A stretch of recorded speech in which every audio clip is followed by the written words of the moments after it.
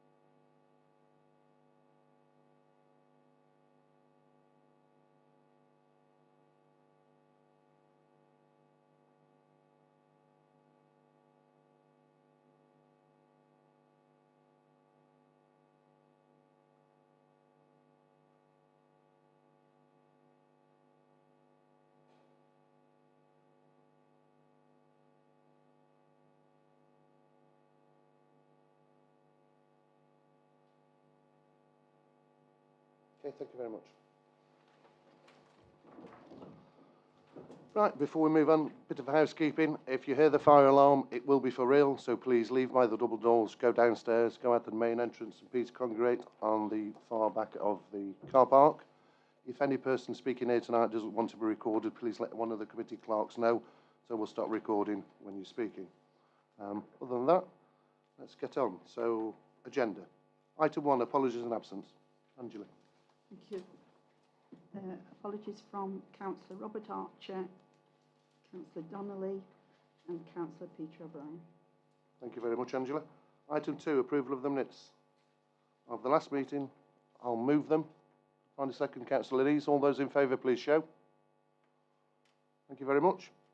So they've been passed. Right. Item 3, interest. Any member declaring interest on the business tonight? Nope. In which case then we'll move straight into applications for determination. So the first on my list is 5.1, which is Farley Meadows Campsite, Bent Farm, Farley Hill. It's for erection of a shower block, bin storm formation of an access track, and it's part retrospective. So there is a bit of late reps on this, so if you want to lead the late reps first, and then we'll go into the speakers.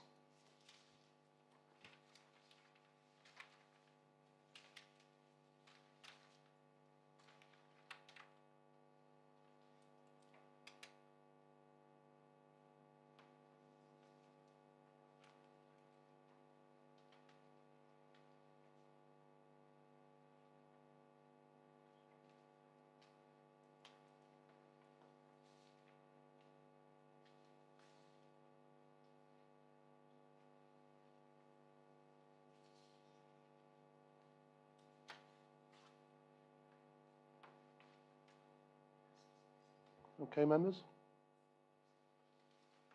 And being as we have over 29 people down to speak tonight, we only allow for an hour public participation, so everybody will be reduced by 1 minute.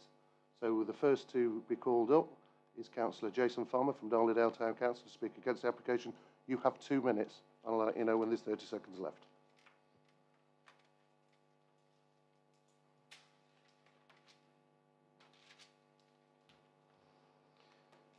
Good evening, ladies and gentlemen. My name is Councillor Farmer. I represent Darley-Dale Town Council and I am the Chair of the Planning Committee.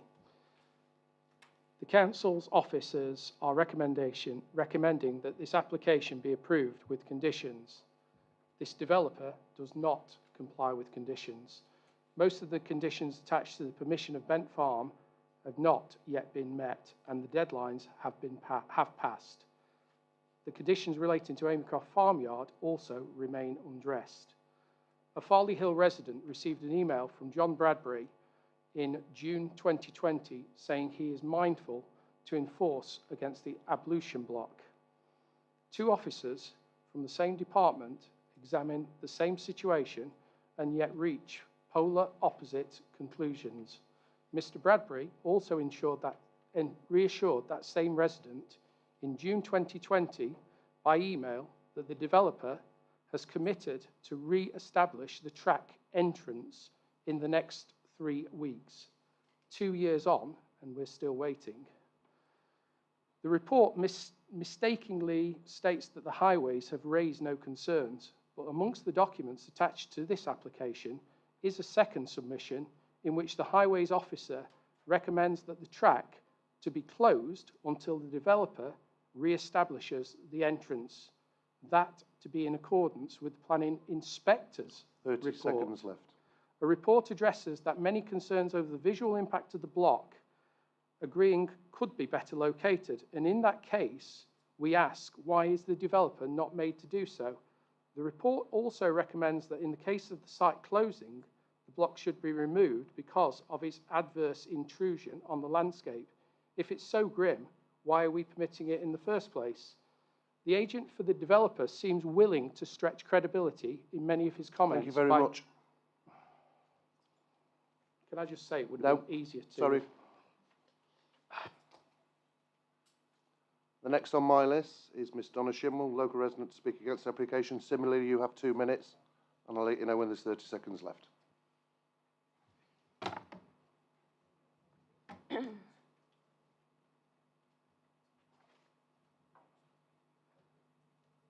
Hello, my name is Donna Schimmel and I'm a local resident. This application is purposely misleading. No mention was given to the unauthorised septic tank that was buried at the furthest point from the campsite that connects to these facilities. This has only been mentioned by the applicant and his agent because objectors to this application have shared their concerns about the operation of this. This, together with the intended sewer connection, should have been included in the application, and it's doubtful that a condition can require additional operational beyond that which is included in the description of the development. This needs to be taken into consideration.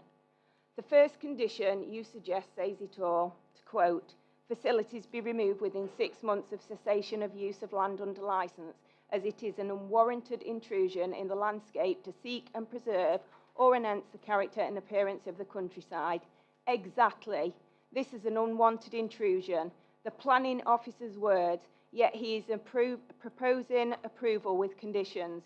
Conditions that this applicant does not address. You, members, are supposed to be protecting and enhancing the countryside, and I ask that you carefully think about the decision you make tonight. This is not just an application to install showers, bin store and address the access track. This is yet another part retrospective planning application from this applicant and his agent submitted with purposely poor 30 detail, seconds left. the block having been installed and in use since 2019. The condition of a scheme for connection for foul drainage to the main sewer within 2 months will not happen. Severn Trent have confirmed the public sewer ends at number 6 Sunnyside Terrace, Farley Hill, and would cost tens of thousands to connect to. The way this campsite has been operating over the last few years is unacceptable. Please reject this application and enforce removal of this structure. There's been lack of concern for the environment, planning, neighbours and users of the site.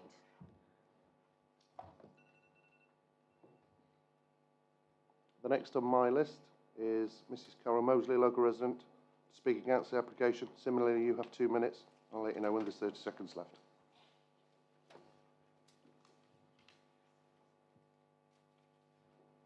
Is that on? There doesn't seem to be any sound planning reasoning behind this recommendation of approval. It seems simply to represent the least troublesome and possibly the least costly solution. It also demonstrates a worrying inconsistency in this authority's decision-making. There's very little difference between this campsite and the one at Moneystones Lane near Brassington. In that case, this authority took enforcement action, requiring the removal of all the works, and this was recently upheld on appeal. All the same reasons for opposing the Brassington site apply here, and they do so in greater measure, and local opposition here is much greater. How can two such similar cases be treated so very differently? Perhaps the planning officer could answer that question. This authority shouldn't feel obliged to grant permission and to ignore established planning policies simply because some elements of the development already have permission, or because the site can operate anyway under a club licence. The two wooden structures especially should be judged entirely on their own merits, and they really have absolutely no merit at all. No amount of planted screening could ever offset their visual impact. When this site is in full flow, it's like the circus has arrived in Farley, and this happens on many occasions during the summer. 30 seconds left. We would prefer to see it gone altogether, but the likely outcome of removing the permanent facilities is that it would have to become a truly temporary campsite operating under permitted development rights and the Caravan Act. The number of days it could be used will be limited, and it will become less attractive to caravanners, so it's likely that a bigger proportion of users will be tented campers. They can be serviced with temporary removable toilet and washing facilities. Thank you very much, Mrs. Bevesley. Right, Chris. Thank you, Chair. A number of points that I just need to come back to members on in respect of this application. Members will appreciate that they visited the site yesterday to consider the impacts of this particular development on the environment. Within the officer's report, it does explain the context and the history of development at this site, and you'll note that the current site operates under what's called an exemption certificate, and the inspector, when considering hookups and associated development on this site, gave weight to that as a legitimate fallback position. I think the last speaker mentioned the difference here between development on this site and another site, and that's one of the clear differences. We have in this particular instance a site operating under an exemption certificate with a legitimate fallback position that caravans and tents can be stationed on this particular site. We've assessed this application on its merits. We feel that considering that fallback position, the continued use of the site as a caravan camping facility, the additional harm that this particular building has on the landscape isn't of so significant a magnitude to warrant refusal of the application, hence why we're recommending approval in this particular instance. Let's provide some context and some level of assessment as to why this application is recommended in the way that it is by officers. Addressing the issue of the drainage from the site, foul drainage connections, members will note that there is a condition recommended in the application. Now, the applicant has advised that the existing arrangement on site is a temporary one. Now, the preference and the authority has had regard to Caravan and Camping Club guidance on this particular matter, but the preference is for waste treatment, chemical waste treatment, and also foul drainage to be discharged to the sewer. That's the preference in hierarchy terms. But it's also acceptable for it to be discharged via cesspit in a sealed system. The condition recommends discharge to a sewer, to the main sewer. If that's not achievable, then obviously there are alternative methods of discharge and treatment of that waste. And we feel that the condition appropriately deals with that particular matter. I'm happy to take questions at this stage. Councillor Slack. Thank you, Chair. Chris, I visited the site yesterday and there was a lot of confusion whether it was going to be connected to the main sewer, whether the chemicals were going to be taken away. One suggested that the chemicals were put into the 7% sewer, but I think this is not legal at all. I think they'd have to take them away by a special waste contractor. So there's a lot of confusion and it's not properly sorted out at all. So I don't think we've done we're there yet, really. You know, it shouldn't have really come to committee yet. It's a lot more work to do on it, really. Just to reiterate that that's the purpose of the condition, that it agrees an acceptable method of disposal of chemical waste from the activity on site, but also foul waste from the site. So if connection to the sewer isn't possible, then there is a possibility of a cesspit being allowed on site, and that would be an equally acceptable method of disposal of that waste. Yeah, just come back. How can we make a judgment when we don't know what the outcome will be? Is it going to be in the main sewer, is it not? I mean, we want to know all these facts before now, really. I think from a planning perspective, either method is acceptable, so we can be satisfied that the development can be appropriately serviced by appropriate waste disposal facilities. Okay. Okay. Councillor Burfoot. Thank you, Chair. There have been mention in the report from objectors and at least one speaker tonight that there are outstanding enforcement issues pertaining to this site. So can the officer tell us how many they are and what they are? Because that seems to be something that is certainly for consideration. Yeah. That has been brought up. I am conscious of a recent application that members will be aware of for the redevelopment of the main farmhouse and swimming pool building.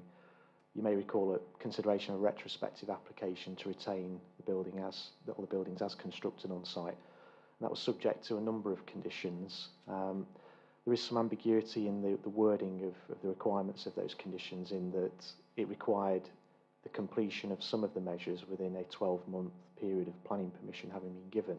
But the first part of the condition required a scheme, in some instances, to be agreed by the local planning authority. So it's what's meant by 12 months within that date of the planning permission. If you take it that it was the date of the actual decision, then those conditions should have been complied with by the middle of August.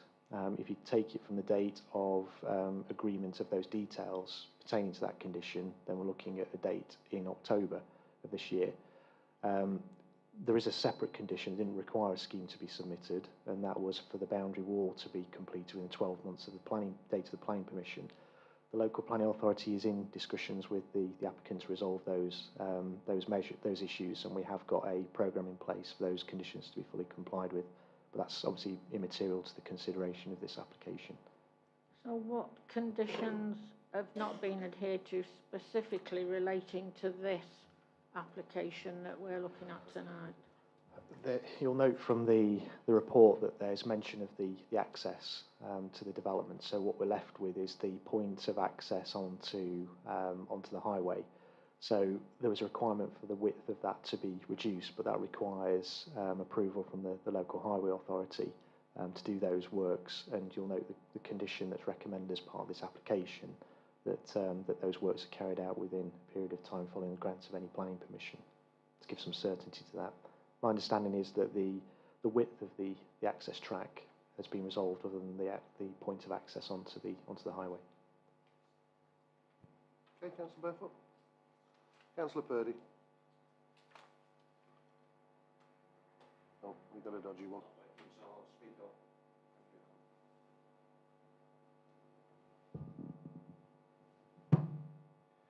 Just to follow on that point, Chris, from Councillor Burfoot, who's triggering this? I mean, it's down to highways or down to us. I understand what the condition says, and I was left on site yesterday on the understanding that an application has to go to highways. Is that down to the applicant? If so, has that gone? When will we hear back from highways? And how are we going to resolve this condition?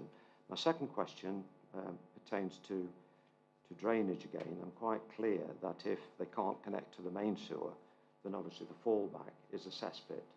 Again, who's going to be responsible for letting us know? Will that decision come back to this committee for approval, or is it left to officers in the knowledge that it's either been connected to the mains or a cesspit? Yeah, just dealing with the second question first. The condition, or the discharge of the condition, will be based on the agreement of appropriate measures of connections to foul and chemical waste treatment from the site. If those measures are approved, there's a requirement for then the development to be carried out in accordance with those approved details. So we have some control in that respect. If there was any issues in terms of pollution of the environment, nearby watercourses, then we obviously have separate powers to be able to deal with that. But it wouldn't necessarily be through the planning process and planning legislation, it'd be through separate legislation. In terms of the access, I mean, members, obviously we have the previous appeal decision that we need to have regard to. Members need to be mindful of that decision and consider the impact that the access has on the local landscape. Obviously, the width of the access being reduced, what we're dealing with is the width of the access where it physically connects to the highway. The Highway Authority do require the applicant to enter into some form of agreement with them because of carrying out works to the highway. So that would have to be done through that formal process. If members felt that it was unacceptable in terms of its impact on the local landscape in terms of its current appearance. We are recommending a condition to follow through that condition because we feel that the width of the access at the point of connection to the highway is part and parcel of the visual impact. Councillor Hughes. Thank you, Chair. I'm a bit confused. There are conditions already applicable on the access. So these are conditions associated with a previous planning application. Are they? Yes, it's in the officer's report. You can see that there's a previous inspector's decision, Yeah. and there's a requirement for that access to be modified within a particular period of time.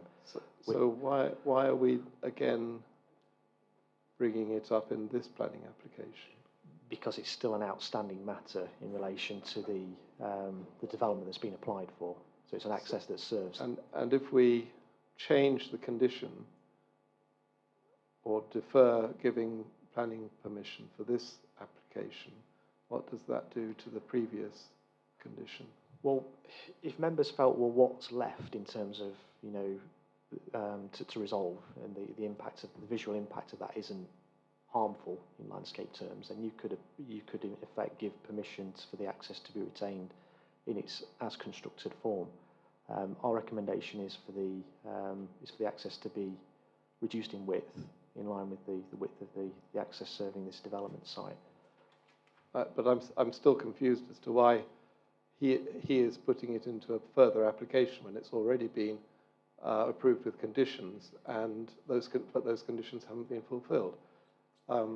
His next step surely would be to provide detailed drawings, and so that the planning authority, the highways authority, could determine whether the access was correct or not. So I'm confused as to why he would be putting in another planning application which just duplicates what was in before. Yeah, just to clarify, it's not a planning application you'd have to submit. It's an application under the Highway Act to carry out works to the highway. I appreciate that, but he is putting in a planning application to us for the same piece of work that he's already got approval for, with conditions that he hasn't applied to. So what is it that he gets out of putting in another planning application for the same piece of work? So I understand your position. The access is approved, not in its as constructed form, and there's conditions obviously to deal with that. And we'll have to follow that through in terms of that access being modified. And there's a condition for that to be modified to comply with that condition following the resolution, or any resolution to approve the application this evening. The application is for the evolution block and the bin store area, and the access track that's been formed part retrospectively, but in terms of the evolution block and the bin store. But it's to resolve all of the issues, the outstanding issues on site. So it would, in effect, it replace that existing requirement, but impose a new requirement on the applicant to carry out those final modifications to satisfy that original condition. Thank you. I know it is confusing, but it's difficult to explain. That clarifies it. Thank you. Councillor Buttle. Thank you very much. Thank you very much. I'm a bit baffled by the planning inspector's views being taken into account here, because the planning inspector seems to have accepted there is a permitted development right from the caravan club, which there's no doubt about, and accepted that that's fair enough, and so you can have 9 hookups. I guess that's to allow people to park where they want about the site. I'm not sure why that has any bearing whatsoever on your decision to approve a toiletry block or an ablutions block or whatever we're calling it. I'm not sure why the planning inspector has any relevance whatsoever to this application. I was wondering if you could explain that. Yes, just to try and address that question, Councillor Buttle. So the fallback position is that the site has a use, a lawful use under an exemption certificate to be used as a caravan and camping facility. So with that comes some visual intrusion, if you like, in terms of that being used as such. The condition for the buildings, these particular structures, ancillary structures, if you like, to that use, to be removed when that use ceases on site is considered appropriate in that respect. But the additional visual impact is limited in that context because the site could be used as a caravan and camping facility with all the caravans and associated paraphernalia you'd have with such use. So that's a material consideration in respect to this application. Yeah, yesterday we were at a site where there were pull-ins and what have you for 4 caravans, 5 caravans on a permitted development caravan site, and there was no ablution block. Are you telling me that if you've got one of those caravan sites, you do have the right to put up an ablutions block? We, as an authority, I can recall a number of cases where we've resisted associated amenity buildings and developments because we felt that that was part and parcel of the use of land. And we've tried to run that argument, and that's not been accepted by the inspectorate. They have assessed any associated buildings on their merits, but in the context of the use of an existing use of the site. So this permitted development from the caravan site comes with an ablution block, and yet we're required to come along and say, yes, that's fine. Our position on it is that the site can be used as a caravan and camping facility. If we there's condition to tie those facilities in association with such use to the point where if that use ceased and those buildings are removed from the site to reinstate it as a field, as countryside.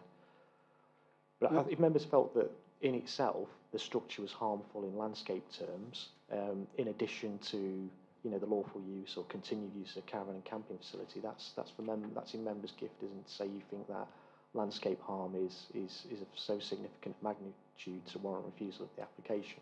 But that's for members to contemplate. So I can actually bring this down to the fact that I find the building attractive or unattractive. If you felt it resulted in significant harm above and beyond, the continued or lawful use of the site as a caravan and camping facility, that would be a defendable position. Obviously, as officers, we wouldn't agree with that view, but it's a defendable position. And the fact that there is sometimes a mobile toilet block alongside it, which looks a bit like the back of a wagon or something, is parked up there, that's not relevant. I wouldn't bring into consideration works that may or may not constitute development. Certainly, they don't form part of this application. Thank you. Councillor Lees. Thank you, Chair. Reading the report, is there not something that there should be some hedgerow screening that should have been installed by now as well, or is that part of the condition that is put in, or have they been put in and died from the previous application?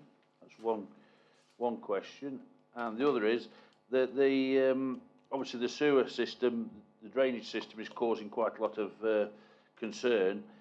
Is the tank that's there now, that is being used, is that a treatment tank or is it a cess tank? Do we know that, or is it? Because there's quite a lot of difference between each system. A treatment tank drains into open land. A cess tank is sealed in system.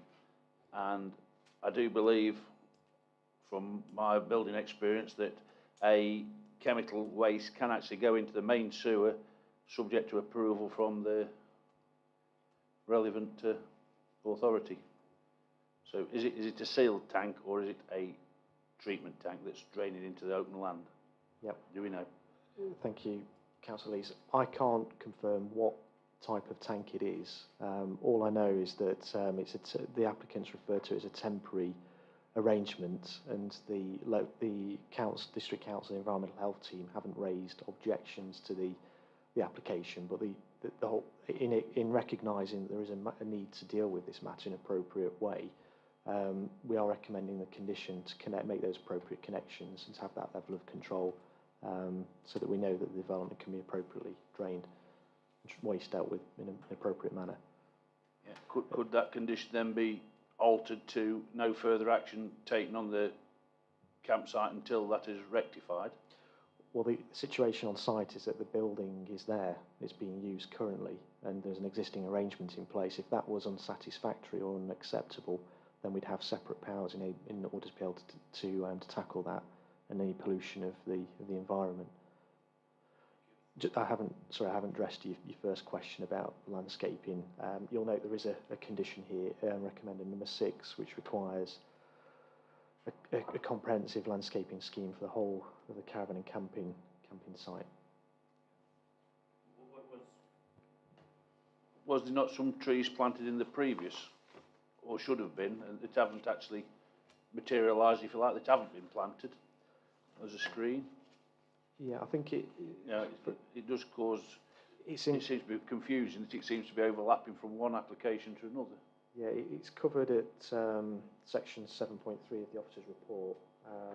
Which if you read that, it suggests that the applicant had introduced landscaping on the boundaries within the site, and the inspector commented on the appropriateness of that landscaping, but he felt that additional planting of native species and appropriate boundary treatments, other than the post and rail fence around the site, would, through a suitably worded condition, would make the development acceptable and further mitigate the visual impacts of the development that had taken place on the site at that time.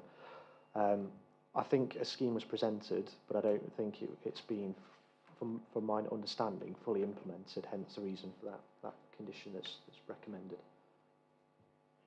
Okay, Councillor Innes. Back to you, Councillor Burford. There's much, thank you, Chair.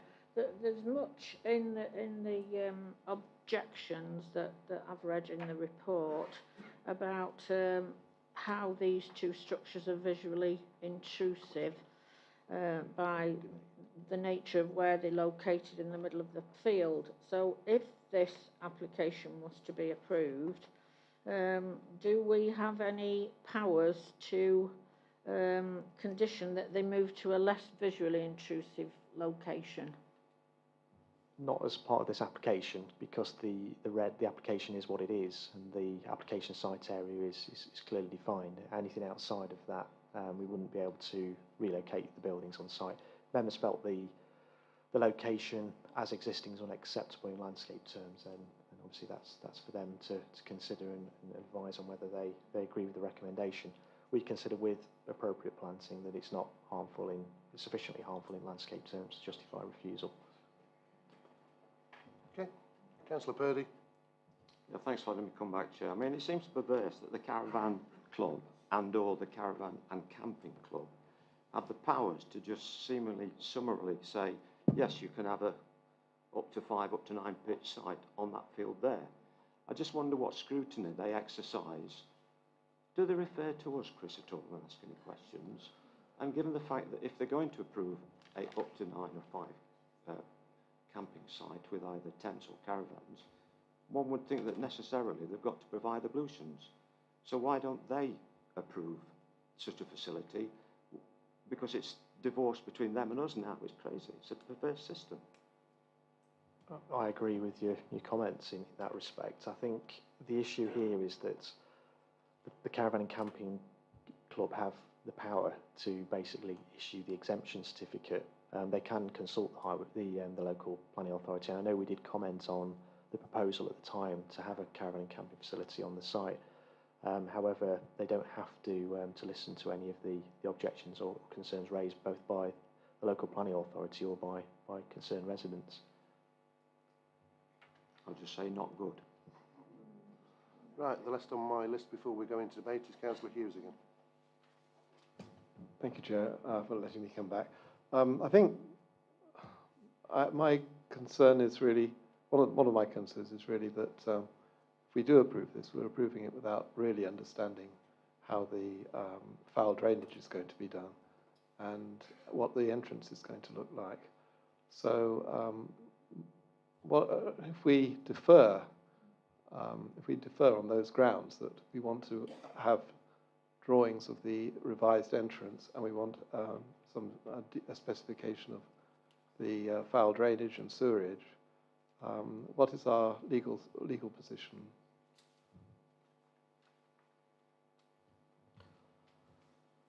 In terms of deferment to understand the connections to the sewer or the method of disposal of chemical waste, I don't think that's a reasonable reason for deferment, because we are satisfied that an appropriate connection can be made. All we're doing is making sure that a connection is made and controlling that through the planning process.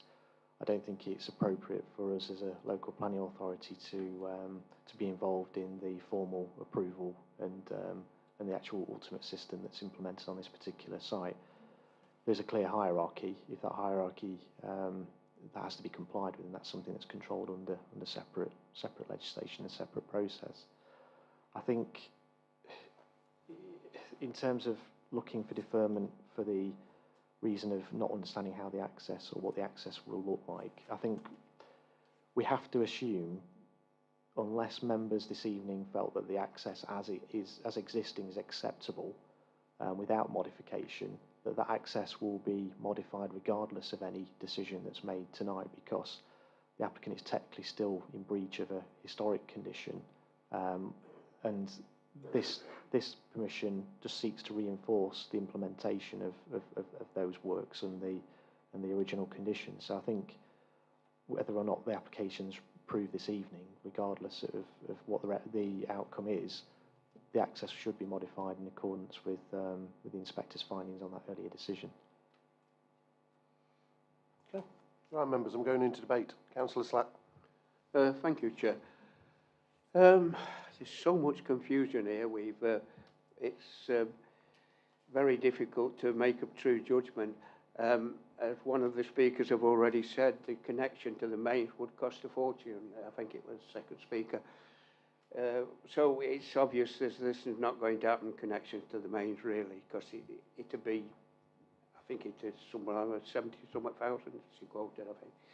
So that's not going to happen. It's going to be, but chemical waste toilets are very difficult to get out of the water system.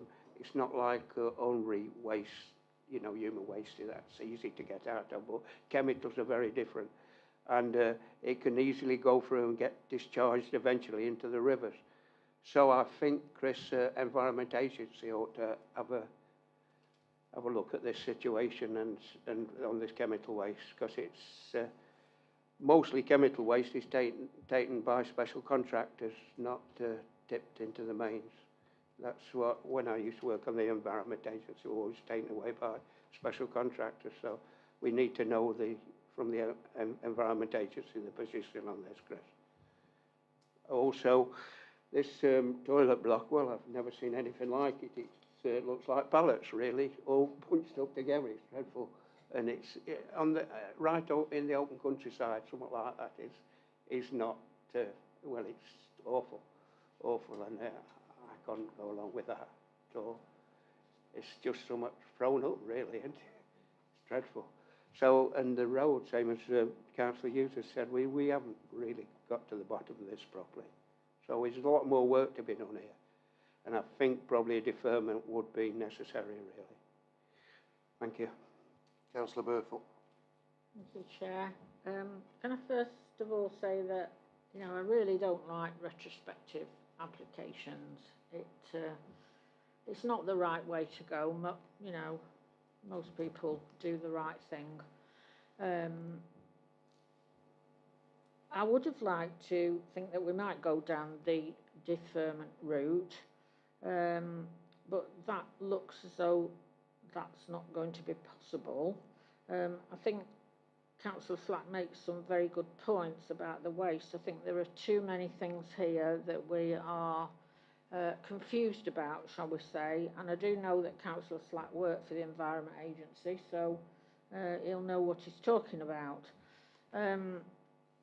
So I'm going to listen, obviously, to what other people are going to say. But at this moment in time, I'm inclined to think that the only way is to go for refusal. And I would cite at this moment the material planning issues, one of which is the impact on the character and appearance of the area. And I absolutely agree with Councillor Slack that we've got two structures here that are in the middle of a field in an open location, and not acceptable. May I suggest, if you want to put it up for refusal, do it now, because I'm enforcing the rules of debate, so you only get one go. No, I'm happy to hear. I want to hear what other people have got to say. Okay then. Councillor Hughes. Thank you, Chair. Yes, I agree with Councillor Slack. This needs to go before, this application really needs to go before a statutory consultee who can advise about the geology and the impact of drainage through the geology if chemical if some sort of cesspit or sump is used to in association with the ablution block. So I don't, and of course we haven't got the conditions. We haven't got the detailed designs for the drainage, so we don't know whether the water is going to go in that direction or not. So we can't consult with the statutory consultee over that. Therefore, I would say that we do have a good reason for deferring. We don't understand how the water is going to, how any water, where wastewater and foul water and sewage is going to end up. And if it does end up in the ground, we don't understand what will happen to that. And we need advice from a statutory consultee in that case. Okay. Chris, do you want to come back on any of that? Yeah, I think just in terms of managing members' expectations, the Environment Agency have written to the local planning authority on a number of occasions to say we only want to be consulted on significant proposals. It's very unlikely they'll comment specifically on this application, instead refer the local planning authority onto their standing advice. There are other regulatory regimes that control methods of foul drainage and chemical treatment facilities I mean, we can ask them, we can consult them. We're pretty sure they'll just refer to the council to the standing advice. But if that's what members want to do, that's fine. Yeah, Kerry's just pointed out, if you look at the recommendation 3, that planning being granted, within 1 month of the date of permission, details of the means of waste to ensure bins are regulated shall be submitted to and approved in writing by the local. The event shall not be carried out other than in complete accordance with the approved details. So I think you'll find it's already there, so you'd have to come back, I believe. Is that right? Yeah. Mm.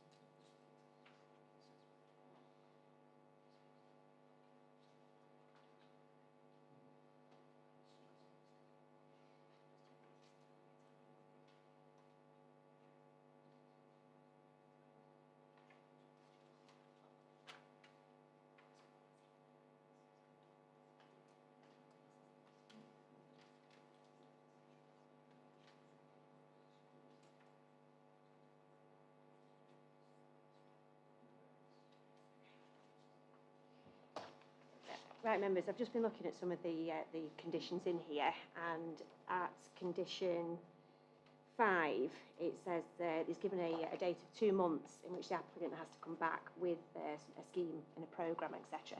What my thought process is that's not a long time, so if you are minded to put forward a deferral, then I would, from my point of view, I would support a deferral because it is only a short period of time for the applicant to supply these details to comply with condition 5 and to provide more details for members for consideration.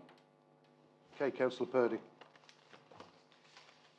Chair, I've been on planning since 2007, and I have to say that this applicant gives this authority more problems than any other applicant I've ever known.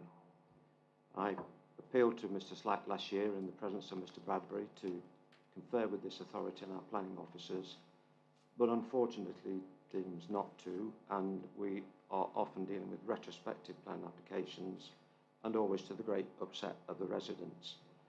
And I think it's right that Councillors Slack, Barefoot and Hughes move for deferment because, as one who's experienced over those years, I'm sitting here a bit confused.com, and I'm not confident to give this approval in the knowledge that we might have other problems down the line. Because I'm sorry, I have no confidence with this applicant. I'm happy to talk to Mr Slack again, and he can have a go at me if he wishes, but I did directly appeal to him last year. It would be most helpful if he would sit with our planning officers so that we're not sitting here as a planning committee and not able to make a proper democratic decision because there's too many ifs and buts. So I will go along with deferral. Okay, does that find a mover and a seconder? Councillor Slack? Deferred for the reasons as set out. Find a seconder, Councillor Hughes. Okay. Anybody else wishing to speak in debate? No? In which case I'll put it to the vote, so it's deferred for the reasons as set out. All those in favour, please show. All those against? And any abstentions? So it's been deferred again. So it'll come back in a month's time. Okay. Right, moving on to our next bit of business, item 5.2, which is, it's come back after a deferral. This is Whitebeam Cottage. It's application number 22/00616 full. 2-story extension to side and rear. There is a bit of late reps on it, so if you'd like to take the time to read that, and then we'll move to the speakers.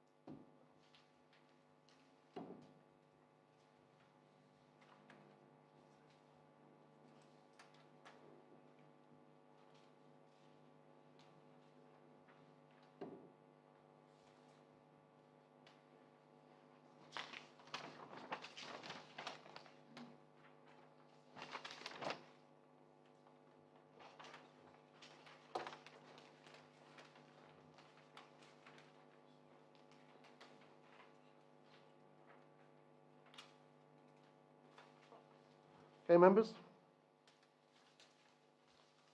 So, as I said, I have some... Tommy, I believe you're going to read out the first speaker, Miss Judith Ward, local resident, to speak against the application, and the committee clerk's going to read it out for us. Tommy, over to you. Thank you, Chair. This is what Judith Ward has written. I am against the proposal on the grounds that we are overlooked neighbours and we should be allowed to use our garden and not worry about our privacy. This is not the case with the holiday cottage. There have been numerous occasions of noise to which we have emailed the owner, dogs jumping over from the cottage, numerous occasions of parking issues where we have been unable to access or egress from our house or garage. The area is a very narrow road and the cottage has not got adequate turning space, and we have noted on numerous occasions that the holidaymakers have used our neighbour's private drive to enable access from said property. All this was put forward by a letter prior to the planning end date. Also, I appeared in front of the planning board on the 16th of August 2022 to state my case. Sadly, I will be unable to make it to this meeting due to not being in the country. Okay, thank you very much, Tommy. And again, Miss Addie Hay, local resident, to speak against the application. Similarly, Tommy, you've got 2 minutes for this, and I'll let you know. Thank you, Chair. Please may I ask you to consider my objection to this extension and ongoing use having a negative effect on neighbouring properties.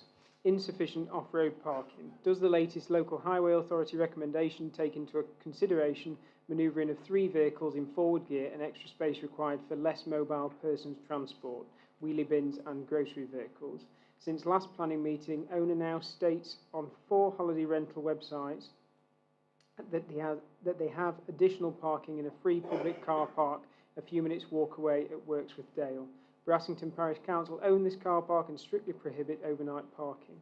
As a London-based absentee owner, how will she prevent her guests from abusing this facility, and when will they use additional roadside parking nearby? How will she responsibly mitigate impact on neighbouring properties in this congested conservation area? Noise nuisance. Whitebeam Cottage is orientated east to west, and its current use has a noise impact on neighbouring south-facing properties. Size and position of this extension will exacerbate this, partly due to the Lombard effect, involuntary tendency of speakers to increase their vocal effort when speaking in loud noise to enhance the audibility of their voice. Recent example of noise nuisance by Simon Holroyd, holiday guest, letter 17th of August 2022.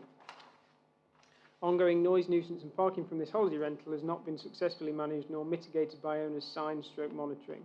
To avoid future involvement by valuable DDDC resources, should a responsible absentee owner consider smart technology such as noise monitors or sensor apps to mobile phones, as per the Airbnb statement? Responsible hosting in the UK and how to limit excessive noise. Noise monitor does not record conversations, will allow you to set a volume level and will alert you that if this volume is reached and sustained for more than a couple of minutes on your property. Loud music or conversations by a large group are the type of situations that would send an alert. If alerted, this allows the host an opportunity to...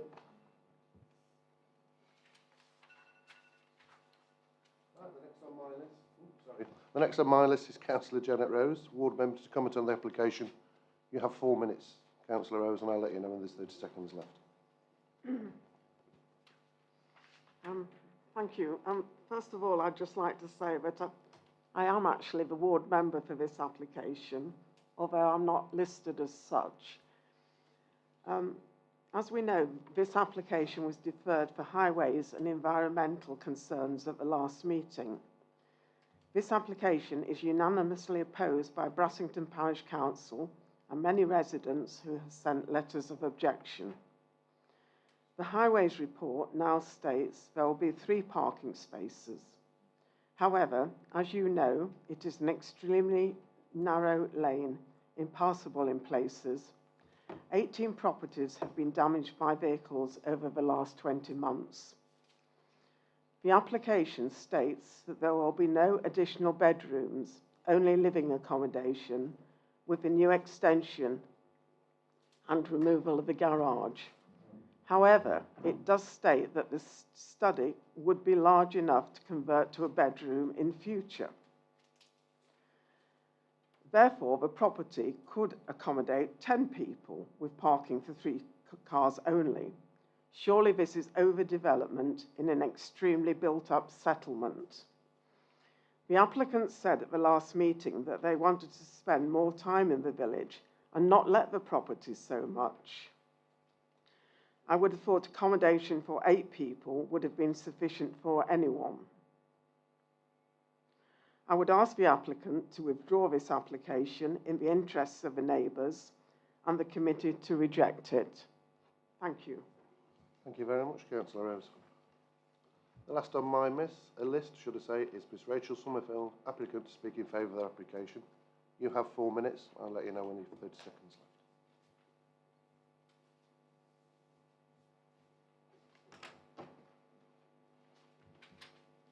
Thank you. I'm Rachel Summerfield, the owner of Whitebeam Cottage. The planning application is for an extension. It'll allow us to have our growing family of 3 adult children and their partners have sufficient bathrooms, be able to work from home, and facilitate wheelchair-bound elderly parents if needed. My mum was paralysed and in a wheelchair in her last years and was unable to visit Whitebeam Cottage, so this is top of mind for my elderly parents-in-law.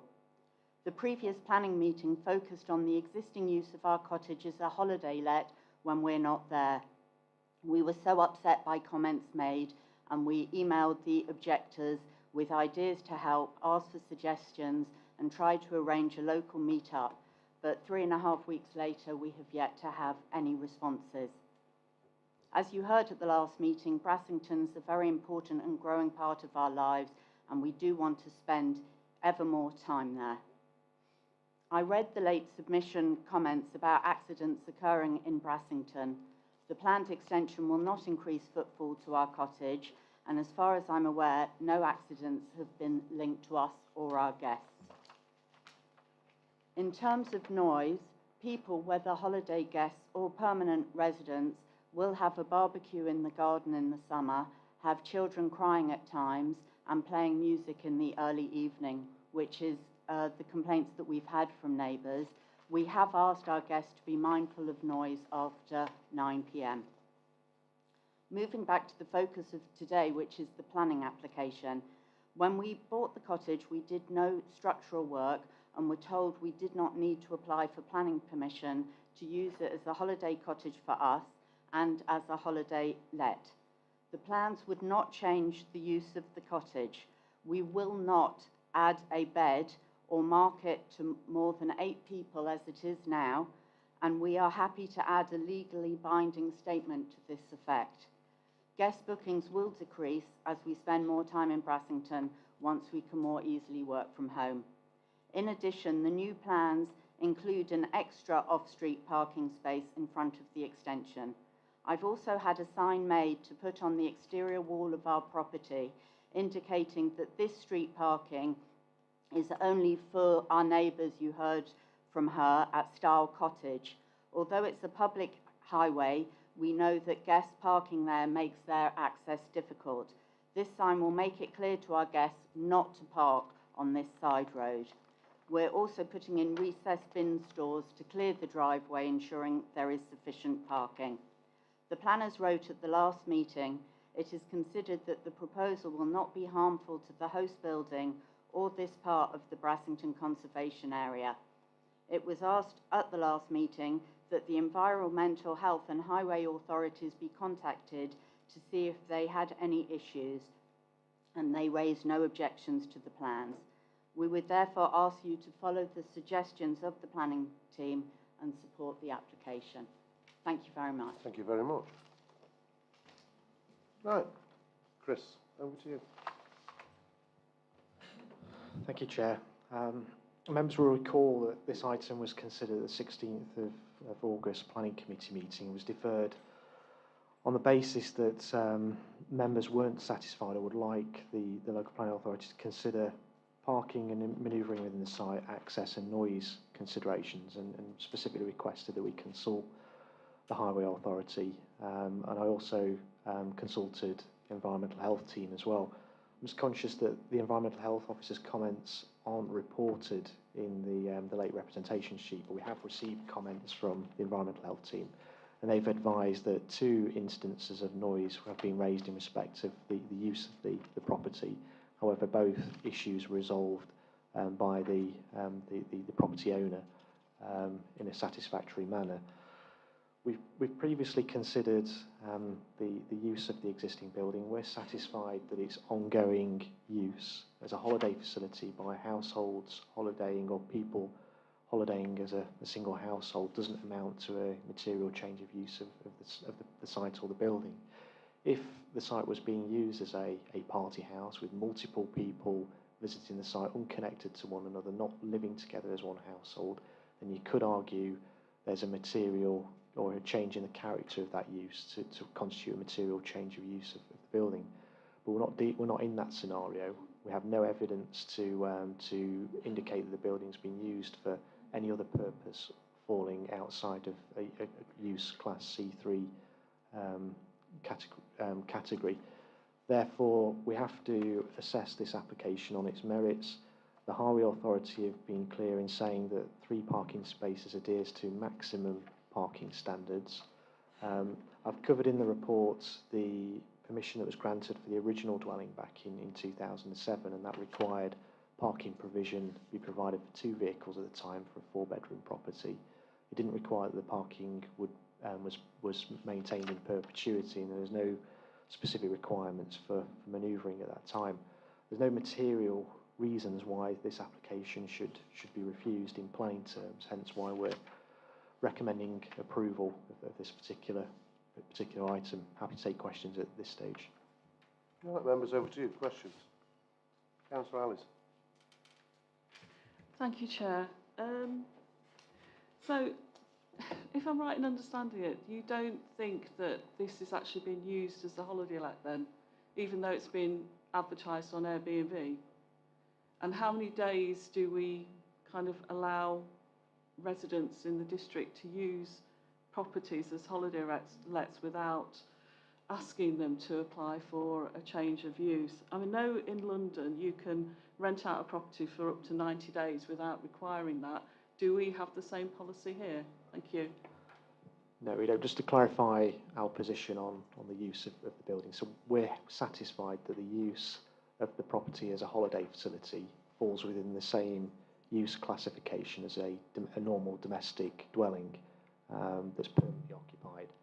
So we don't feel that there is a material change in use of the building. My comments about the property being used as a party house, that's a different scenario in that you could have people coming together, not living as one household, that could amount to a material change in use of the building as a single dwelling house. Other authorities have controls or restrictions or policies that prevent holiday homes within particular villages based on the housing needs of that authority or area. But we don't have those restrictions. So we just have to deal with the lawful use class of the building and consider whether a building's use falls outside of that existing use classification. But we don't feel that to be the case in this instance. Okay, can I just come back? So for how many days can you advertise your property on Airbnb then? There's no limit. As long as people that are living there as one household, anyone can use their private domestic property as a holiday let. Okay, thank you. Councillor Hughes. Thank you, Chair. We had just heard that there was an additional parking space now up front. But I've just looked at the plans, I looked at the existing and the proposed, and I can see no change to the layout of the driveway. Can you confirm that the driveway as submitted is exactly the same as it was originally, and that we should be considering this on that basis? In which case, I can't see that there's space for 3 cars there. Yes, just to clarify, Adam, if you can just go back to the previous plan, you can see some slight encroachment into that margin or that planted area to the west of the layout plan, but it's very modest increase in additional hard standing to serve this particular dwelling. But we are satisfied that there's currently space for 3 vehicles to be parked off the highway, and that position won't change. So there'll be provision for 3 parking spaces. But you'd have to move one car to get one of the other cars off because it would block the entrance. I thought you had to be able to move the cars independently and not have to make multiple moves of vehicles to get one off and then another one off. Yeah, manoeuvring is a consideration, but what you need to bear in mind is that in 2007, when planning permission was granted for the existing dwelling house, which is a 4-bedroom property, the requirement is only for 2 spaces and no requirement for manoeuvring as such within the site. We're now dealing with, again, a house that's 4-bedroomed. It could be used for, the study could be used as an additional bedroom, but 3 parking spaces would be a sufficient level of parking for a property of that size. Okay. Councillor Slack. Thank you, Chair.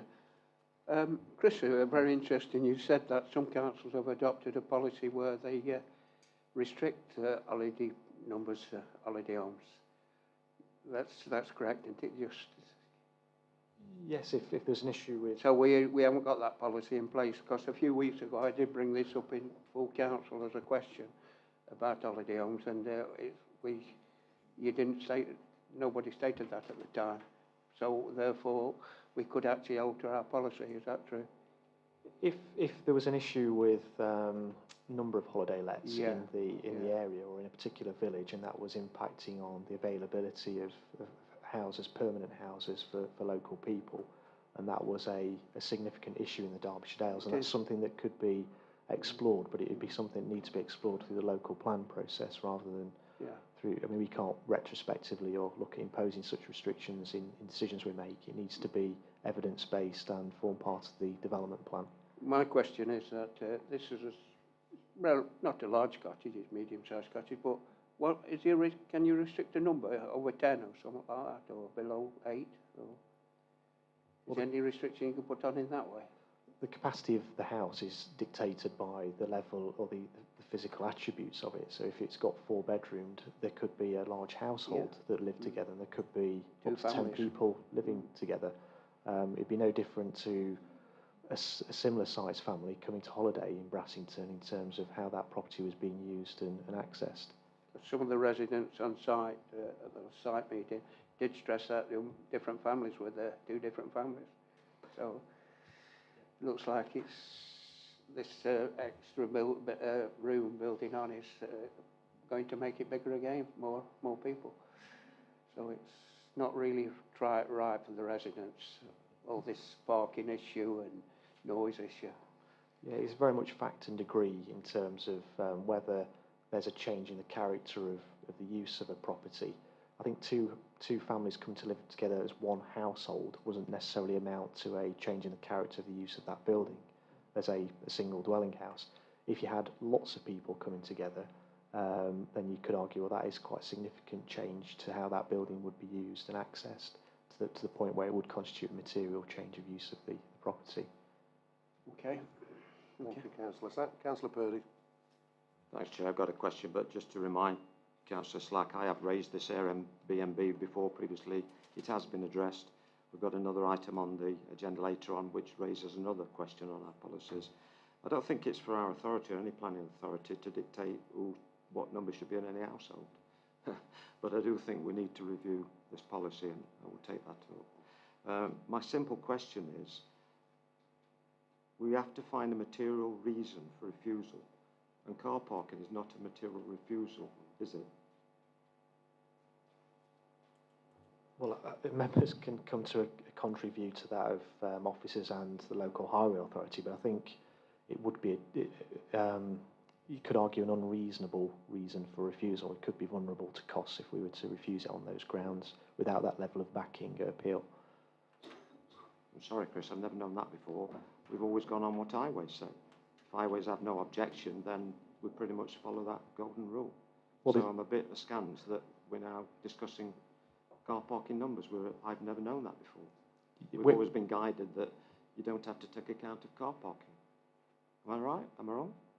Well, we are the relevant authority for making the decision. We can overrule the local highway authority if we're minded to, but that would be an unreasonable decision in my view, and we'd be vulnerable to costs at appeal. So are you saying then, Chris, and it's not known to me from all my planning, that a material reason for refusal can be down to car parking and numbers? Well, lack of parking in certain circumstances can result in pressure on the local highway network. So it might, in unsustainable locations, you could have a situation where you'd have vehicles parked on a highway which could result in detrimental impacts on highway safety. So this can be sometimes reasons for refusal based on lack of parking. And we do have standards in our local plan, so we have parking standards, and we do apply those in depending on the circumstances of the application and where the site is located. Okay, Councillor Purdy, I've got nobody else down for questions, so I'll move into debate. Councillor Buttle. Thank you very much. I've got a last moment question. When you tell us that something is going to be seen as unreasonable by a planning inspector, does that kind of mean the planning inspector's already won? It does, but we're in a situation here where we've got maximum provision being provided on site. So we've got 3 off-street car parking spaces being provided. If members would have to refuse it on the basis they don't feel an acceptable level of provision has been made on site, an inspector will look at our parking standards, they'll look at the advice of the local highway authority, and they've expressed that this provides the maximum standards, therefore is within the maximum standards. Therefore, it'd be almost an indefendable decision for the council to have to try and defend an appeal. And I think we could be deemed to be acting unreasonably. I'm not sure that we are acting unreasonably. I'm wondering whether or not, when we take the comments from the local people around and they tell us that parking is a problem, I see no particular reason why we should consider them to be lying. I think we should consider them to be absolutely honest. And so therefore, we should be in a better place to make a comment on the reasonable amount of parking required by this building than the highways people up the road. I respect your opinion on that. I mean, obviously, I disagree with you entirely, but that's your opinion. Councillor Fitzherbert. Thank you, Chair. I mean, obviously, there's a lot of passion involved in Brassington with this particular application, and I'm sorry I wasn't at last month's meeting for the debate then. We can comment all we like about the usage of the property for holidays. I've been looking at one particular website it's on. It was reviewed by Simon on the 2nd of September, 4 stars, 5 stars, Simeon in August, Rebecca in August, Nigel in August, Denise, Clive in the last few months or so. So the use is fairly apparent at the moment, although I did watch the YouTube of last month's meeting about the applicant saying, and re-endorsed tonight by the applicant, about their wish and desire to if not permanently relocate to Brassington, but certainly use the cottage. I'm afraid, and this is not just with my tourism hat on, I can't see that there is any reasonable material planning aspect to turn down this application. So I think the point is well made about occupancy and about behaviour, and I think hopefully those things will be re-endorsed by the applicant to the locals. So I'm going to move this for approval. Thank you very much, Councillor Fitzherbert. Councillor Purdy. As I said earlier, Chair, I believe that we are guided by highways and there's no objection here, and I think that is a golden rule. I know what Chris says, we can overrule it, and that's why I'm searching for a material reason for refusal. I can't see it. So I've also taken on board what the applicant has said this evening, and I take that lady at her word, and I hope that she can integrate into the village and take more use of the property, so I'll second it. Thank you very much. Councillor Barefoot. Thank you, Chair. I'm looking at the material planning considerations, and one of them is impact on neighbouring properties. I think we've heard enough at this meeting and at the previous meeting to indicate to us that there is a problem. I've also listened to the fact that there have been only 2 noise complaints. Now, people don't make noise complaints readily. They just don't do that because it goes on the public record, and if they want to sell the house, then it's there for everyone to see. And I presume our solicitor would back me up in confirming that that would be the case. They would have to declare that when they sell. So I don't think we should take much note of that, to be honest. I think there's something not right here with our policies, to be honest, because this is a holiday let, and if it's given permission, it'll be a bigger one. And the fact that people are on holiday, there's potential for more noise, and I I believe the residents when they say that there are problems with noise. I think also, as I said at the last meeting, that it's important for us to remember that as a council, we should be looking at villages as having dwellings that are primary residences to ensure that they are viable. This came up with that last planning meeting with somebody who wanted to build a house to live in the village, and that was down for refusal. So I can't vote for this application. I would be able to find reasons why I'm not doing. Well, I think I've given them, but loss of amenity to nearby residences is an obvious one. I think it's overdevelopment. I think there's the question of, do people have the right to, I think in the report somebody said, quiet enjoyment of your property, and I can't actually be certain in my own mind that that's what they will have if this goes ahead, so I will be voting against. Okay, Councillor Burfoot. Councillor Hughes. Thank you, Chair. I agree with Sue, but I think we have an issue here that we're not changing the class of building, and therefore whatever has happened in the past is allowed effectively. So a slight modification to the building probably won't have a huge effect. So I hear what Chris is saying, Chris Whitmore is saying, and I can see that there are difficulties in finding a material planning condition to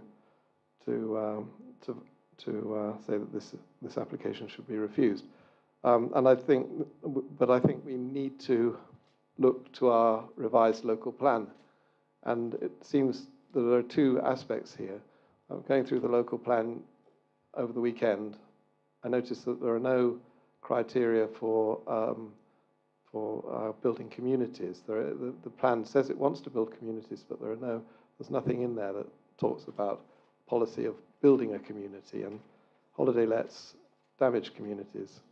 And therefore, I agree with Councillor Purdy. We need to build into our revised local plan some policy about holiday lets, and perhaps a broader policy about building communities. Thank you.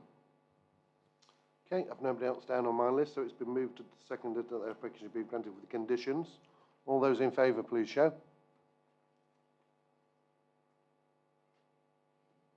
All those against? And any abstentions? So it's been granted. Thank you. Right, moving on. Item 5.3, which is Manor Grounds Farm, Barroway, Marston, Montgomery. There is no late reps on this. We have two speakers. The first on my list. Nice to see you again, Councillor Morley. If you'd like to come and take the chair, you have 4 minutes, and I'll let you know when there's 30 seconds left.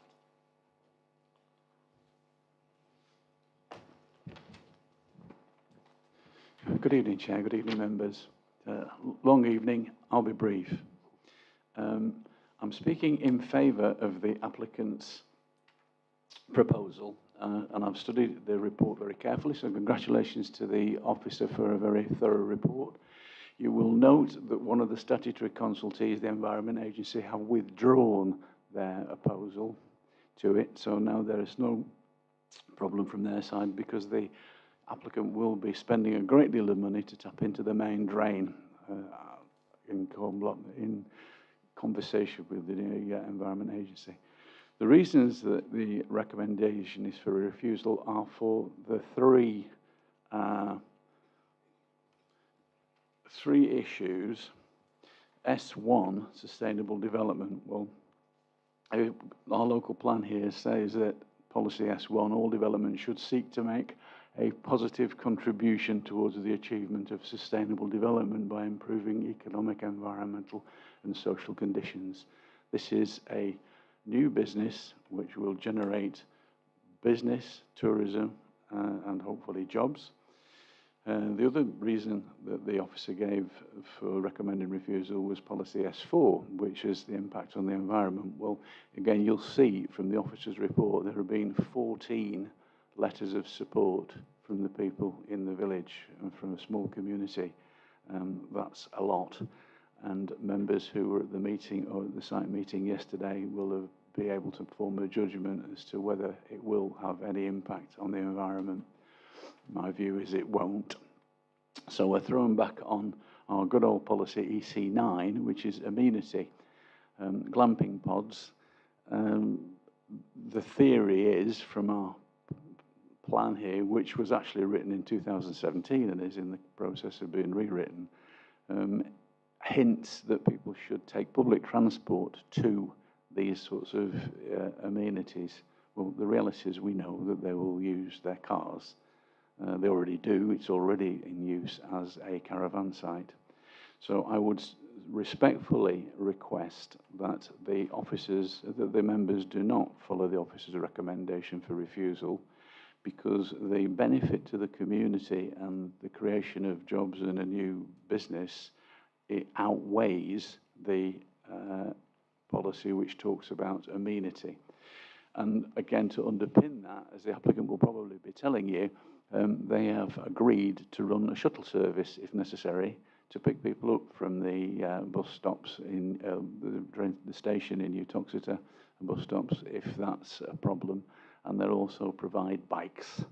So if people need to get around, they can use their cycles. So I respectfully request that you do not follow the officer's recommendation and allow this proposal to go through. Thank you, members. Thank you very much, Councillor Morley. Very succinct.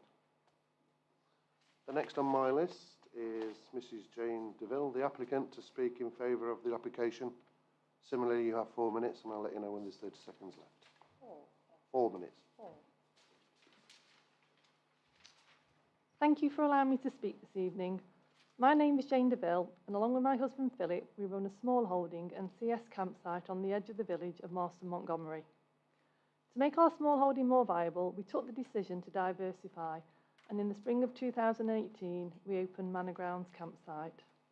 As a new small business, the pandemic hit us hard, but now in our 4th year, we are pleased to say that our business has recovered and we are enjoying many regular and also a lot of new visitors to our site. Marston Montgomery has a great community spirit where small businesses work together and support each other, in particular the Crown Pub, which is a 5-minute walk from the campsite. We are frequently told how busy the pub is with guests from visitors at the campsite, most of which dine there too, and how appreciated this extra custom is. With the support from our local community, we were encouraged to look to diversify our site further. And after enjoying a few glamping holidays ourselves, we decided the addition of 4 pods would perfectly complement and enhance our existing business. The small-scale proposal, with the pods being of modest size and simple design, will blend naturally into the surrounding area.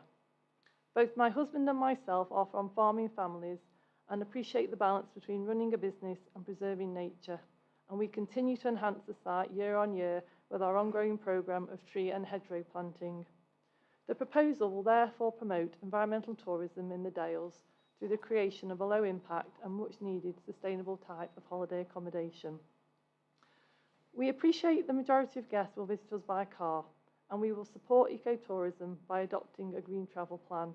This will include an electric car charging point, a free collection service from local public transport links, Roaster and Uttoxeter, and providing bicycles for our guests to use on site.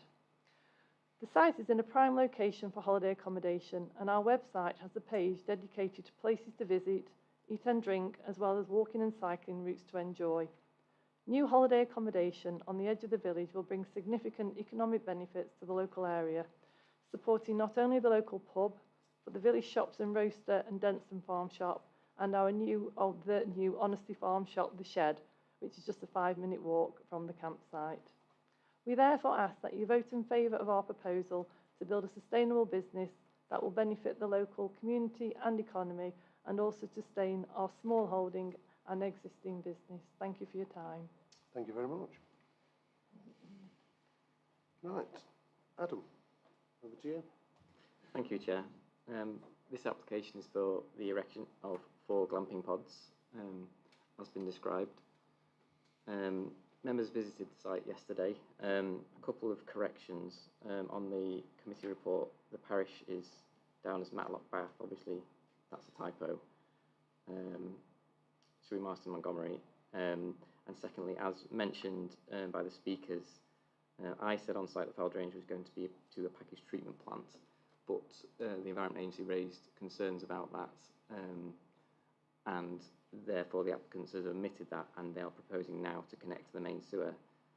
Just a point that this development would only be creating foul sewage because each of the pods would essentially have a conventional flushing toilet. There would be no chemical toilet in this scheme. So that was it's the best thing for that is to be connected to the main sewer in accordance with Environment Agency standing advice. So the pods would be sited along the southern boundary of the site.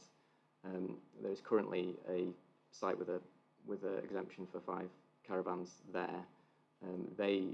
Those pitches would essentially be moved to the northernmost part of the site, and the pods would be located along the southern boundary as shown on the plan.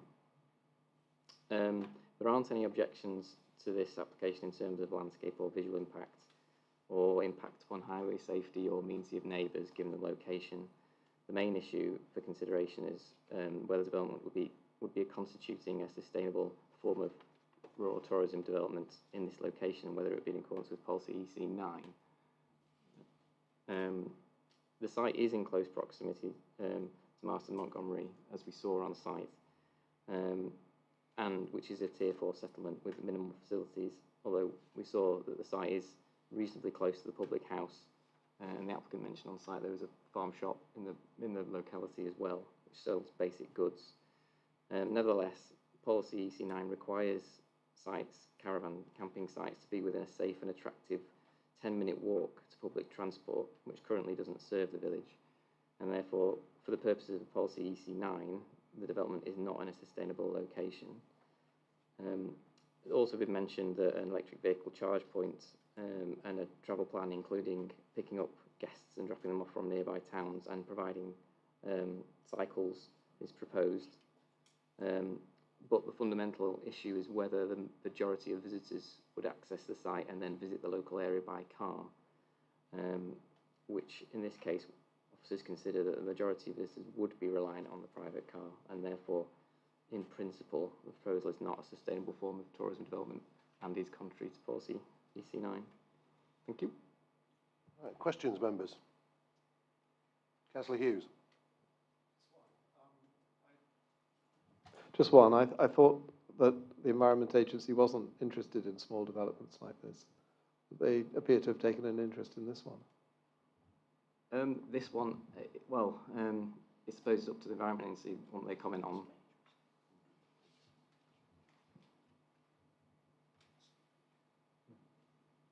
They do sometimes comment. I mean, the packaged treatment plants can have issues in terms of phosphates. And I suspect that is a big issue at the moment with the Environment Agency. So I suspect why that might be why they chose to comment on this one. Right, so perhaps they might have taken an interest in our previous application as well, so I won't bring that up now. Councillor Burford. First of all, can I say that, I do apologise for not going on the site visits yesterday, but am I right in thinking that there are caravans on this site? And if so, presumably they have to be towed, so they are towed there by car. So it does seem rather odd that we're saying, well, that's all right, but they can't come to a glamping pod because they've got to come by car.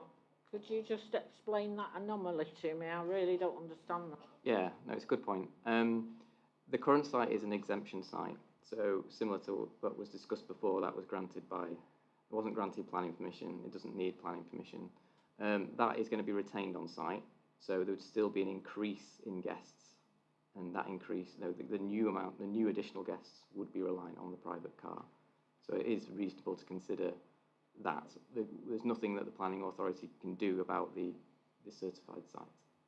Can I just ask one more? Am I right in thinking that the only reason for refusal for this is the unsustainable form of tourism? Is that the only reason? Yes, as set out in the report, there's one reason for refusal. and it's for that reason. Okay, Councillor Burfoot. Councillor Buttle, question? I noticed that the red hatched area on this plan is only about half the field, and we've got existing planning permission by Caravan Club Fiat. Does that exist just for that half of the field, or does it exist for the entire field? I asked the applicant this on site, and the answer was the whole field is certified. They've chosen to site the pictures on the southern part of the site, but the certificate or the exemption applies to the whole field, so they can, if they chose to, they could have the caravans on the other side of the site, and which is what they're planning to do.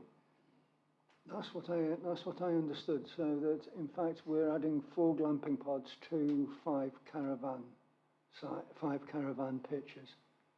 I know that I'm a bit green on stuff, but I would have thought of glamping, people going glamping are using a much smaller car than people drawing 2 tons of caravan. So it feels a bit less offensive to me. So just a comment. Okay. Any more questions? I'll move into debate. Councillor Fitzherbert. Thank you, Chair. Well, I think this is a cracking Sorry, application. Pete, you'll have to be a bit quicker. I think this is a cracking application. You know, I think the other speakers before me with their questions have argued why the sustainable aspect of this and S1 is not relevant for this particular application. And we have to support local farmers and local residents of Derbyshire Dales who want to improve their lot, improve the offer that we have in the Derbyshire Dales. And unlike other applicants that we're hearing tonight, they've gone through all the hoops in order to get there. So that should be applauded. Rather like Councillor Morley said in his speech, this will be a positive contribution, not just to the village, but to the community and to the general area. And if you remember, we did give consent at Blackwall about a year or so ago, I remember, maybe it was on Zoom a bit longer, for a slightly larger glamping site. And I really think we should support the locals, support the local community, and I'd like to move this, please. Okay, thank you very much, Councillor Fitzherbert. Councillor Purdy, did you want to second it? Yes, I do, Chair, because Sorry, Sue. whilst I respect our officers supporting our policies, I think it's my job as leader to address our policies, and this is another one that needs addressing. There is 3 strands, what to call the golden thread in planning, which I think sometimes we forget: economic, social and environmental. And from what I heard on site yesterday, I was convinced yesterday that environmental aspect was ticked, but especially the economic aspect was ticked because of the small business in the area. So after the pandemic, we can't discourage businesses wanting to grow. So more than happy to support this application. Councillor Burfoot, did you want to speak in debate anyway? Well, I'll have me say, if that's Oh, go all on right. then. I only to say that I absolutely agree with Councillor Fitzherbert and Councillor Purdy. That, you know, our planners, is quite right, have to work to our policies, and you know, working to the policies that we've got means that they probably could only come up with that recommendation. But I think I've probably said before, you know, people want to go on holiday in the countryside. The very fact that it's the countryside means that they're probably on the edge of a village, they're not in the middle of the town, and a family, you know, whatever that family consists of, dare I say, 2 parents, 2 children, are not going to get on a bus with suitcases and start walking from a bus stop to this site. And I mean, these applicants have thought about that one as well, so I can't see any reason for not approving this one. Okay, thank you very much, Councillor Bill. Councillor Slack, did you want to make any yes, comment? Chair. Yes, thank you, Chair. What a difference from the previous application where we got an holiday home which should have been rented out to people, and the home could have been for local residents, but that's another issue. Yes, I very much welcome this, and I congratulate Councillor Mulley in putting a very good case forward, and Richard for moving it. Yes, this is unsustainable development. It was mentioned. This is sustainable development.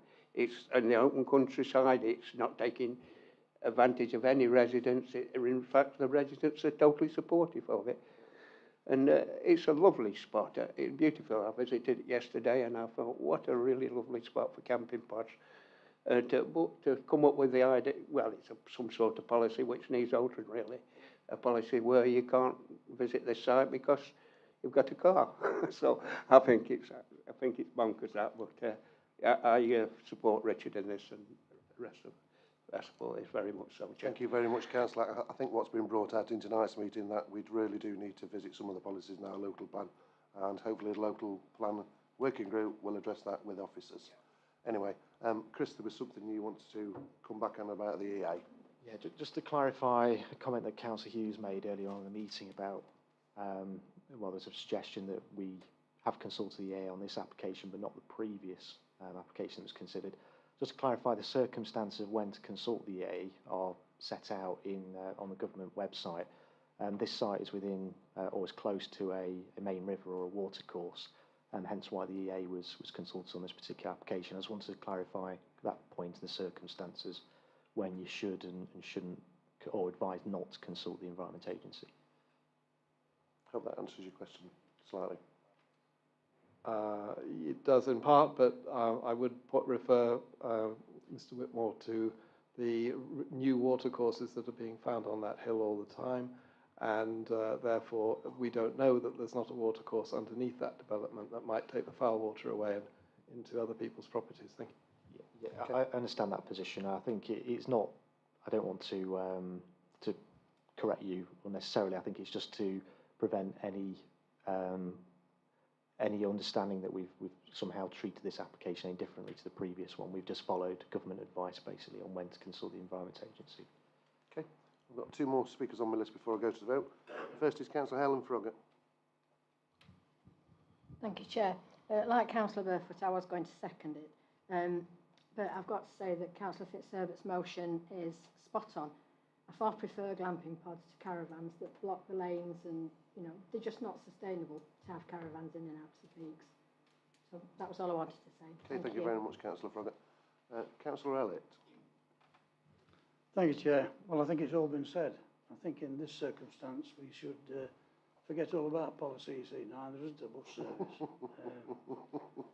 It's a great site, it's a great location, and I fully support the application, and I hope everybody else will. Thank you, Chair. Okay, thank you very much. So I'm going to go to the vote. So it's been moved and seconded for approval, which is against officers' recommendations.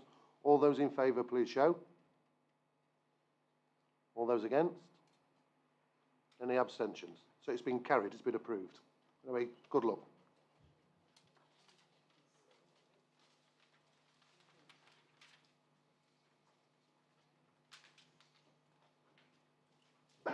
Right, anyway, moving on.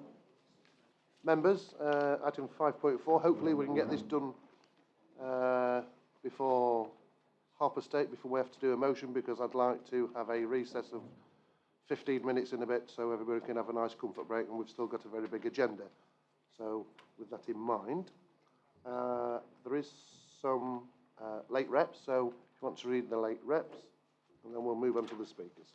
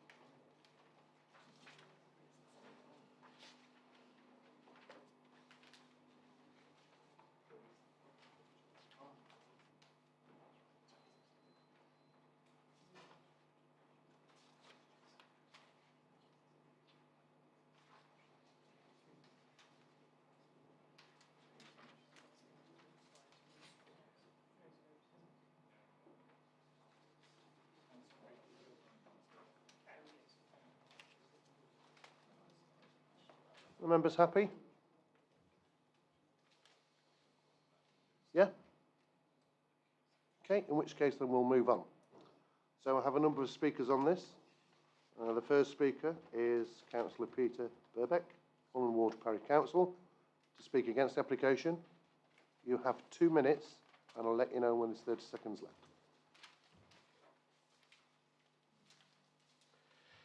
Good evening. Good evening.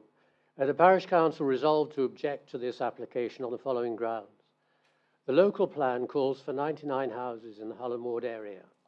Including the Wealdon Way development, we already have 101 houses, 33 at Cameron Homes, 23 at Les Ardennes, and 39 at Wealdon Way, making 95 plus 6 fill-ins, all within the local plan.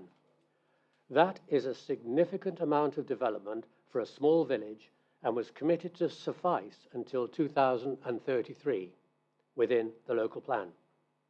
Therefore, the planned application is on a greenfield site outside the boundary of the local plan and should therefore be rejected within the agreed terms of the local plan.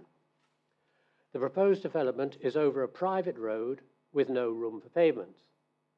The proposed development would intrude on the setting of a listed building, Christchurch, Holland, a designated heritage asset. Christchurch is the only designated heritage asset in Holland Ward and should therefore be protected. The Wealdon Way development of 39 houses has recently commenced, and this will in itself cause much disturbance in what is still a small village, as those of you who were in the site visit will know. To summarise, the local plan calls for 99 new houses up to 2033, and we all believe in the local plan. We already have 101 houses. The application is on a greenfield site. The application is over a private road. The application is adjacent to Christchurch, Holland Ward, and the Wealdon Way development is just starting, which will be a real problem for the village for the next year or so. For the above reasons, Holland Ward Parish Council requests the application to be rejected. Thank you very much. Thank you very much. The next on my list is Councillor Louise Redfern, Chair of Biggin Parish Meeting, to speak against the application. You have 2 minutes. I'll let you know when there's 30 seconds left. Thank you. Good evening. The Biggin Parish Meeting strongly objects to this planning application for further development within the Biggin Parish. The Biggin Parish boundaries with Holland Ward on the main road, and then the majority of the parish is further away. However, the greenfield site of this planning application is in Biggin Parish and is outside the local plan. The adopted Derbyshire Dales local plan states villages and hamlets and isolated groups of houses where nearly all services and facilities must be assessed is higher in higher order settlements are considered as countryside. For the purpose of this plan, therefore development will strictly be limited. So therefore, there should really be no development in Biggin Parish as it is classed as countryside. The development proposers would encroach on Dog Lane, where the village hall and the historic Holland Church, which is a listed building. It would dominate and harm the appearance of the area of the church. Currently, we still have this greenfield site and other land just down on Dog Lane that's near the church, which just retains that country feel of the location with all the development that's occurred in the area. Increased traffic is already high in the area, with recent surveys showing 79,000 vehicles travelling from Ashbourne to Belper via Holland Ward, and 74,000 from Belper to Ashbourne. 30 seconds left. This is an excessive amount of traffic through the area. The access in this application is over private land. The other access available that could be from the main road would not fit in between the turning of the junction and between the new development of Biggin View. My concern is any of these objections, if they are not for you, the committee, to consider how this will harm further this area, who has the power, planning or the developer? When will this stop, and when will the development of the countryside end? Thank you very much, Councillor Redfern. Thank you. Right, the next on my list is Mr. Simon Groom, local resident, to speak against the application. You have 2 minutes. I'll let you know when there's 30 seconds left. Thank you and good evening. My name is Simon Groom of 27 George Rogers Close, plot 23, Woodgate Point. I wish to object to the proposed access route to the development on safety grounds. Part of the proposed access route is currently a private drive alongside our home. We have access to both property entrances directly into this drive. The application seeks to use this private drive as the main access route to the development, but no provision has been made for a footpath allowing safe access to our home, meaning we would be emerged directly onto a live road. It will therefore not be safe to do so from either entrance. This fact was highlighted by Highways Consultation, stating for this reason the road would not be adopted in the future. We must point out that we require safe and legal pedestrian disabled access to our home, whether or not the road is adopted.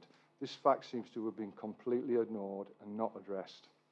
This road without a footpath will be extremely close to our home, with vehicles passing within half a metre of a bay window. This will be potentially dangerous. During construction, thousands of tons of building materials and machinery will be brought in along the private drive. This will create a severe safety issue when entering or leaving our property onto a busy highway. This route will obviously directly impact our immediate neighbours in plots 11, 12, 13 and 14 and the rest of the residents in similar ways who are equally 30 seconds left. It will be dangerous for the young families living there, and the private drive is wholly unsuitable as access for the weight and volume of traffic, not only during construction, but following construction, where up to 50 vehicles may be passing through this route each day, along with service vehicles, deliveries, and of course, emergency services. We have opposed the application. We are opposed to this application on safety grounds. Thank you. Okay, thank you very much. The next on my list is Mrs. Paula Groom, local resident, speaking against the application. Similarly, you have 2 minutes. I'll let you know when you have 30 seconds left. Hello, my name is Paula Groom and I am a resident of Woodgate Point. I object to the application and I disagree with some of the planning officer's recommendations. I gather that material considerations are broadly concerned with public interest affecting the wider community, and as such I do not believe planning balance demonstrates that benefits of this development outweighs the adverse impacts. Hullen Ward is a Tier 3 settlement, accessible with limited facilities, such as employment opportunity, public transport, retail and leisure. Medical service particularly are not currently available at the moment because the surgery is under QCC control, and there is only a mobile post office for 2 hours a week.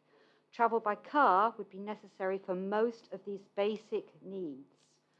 The development is described as sustainable. I cannot see how this criteria is met and how it would underpin local facilities.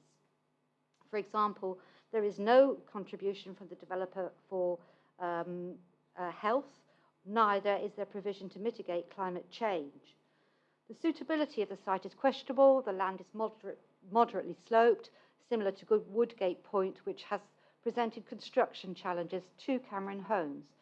There are climatic considerations. The site is over 700 feet in altitude and is extremely exposed to wind, rain, snow and ice. During winter months, 30 seconds left. This currently presents challenges for vehicles within Woodgate Point and renders most surrounding routes are renders the B517 treacherous. Most surrounding routes are winding and undulating.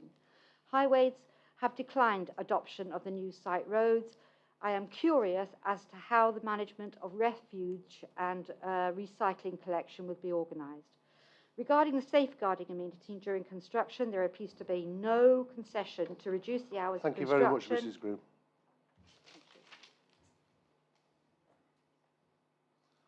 Next on my list is Mr. John Imber, the agent, to speak in favour of the application. You have 4 minutes and I'll let you know when there's 30 seconds left. Thank you for the opportunity to speak this evening. Your officer's report identifies all relevant material planning considerations, clearly sets out the planning balance and arrives at a positive recommendation, which is welcomed. The proposals are sustainably located on the edge of a higher order settlement where the council's policies allow for residential development in the event of a shortfall in supply.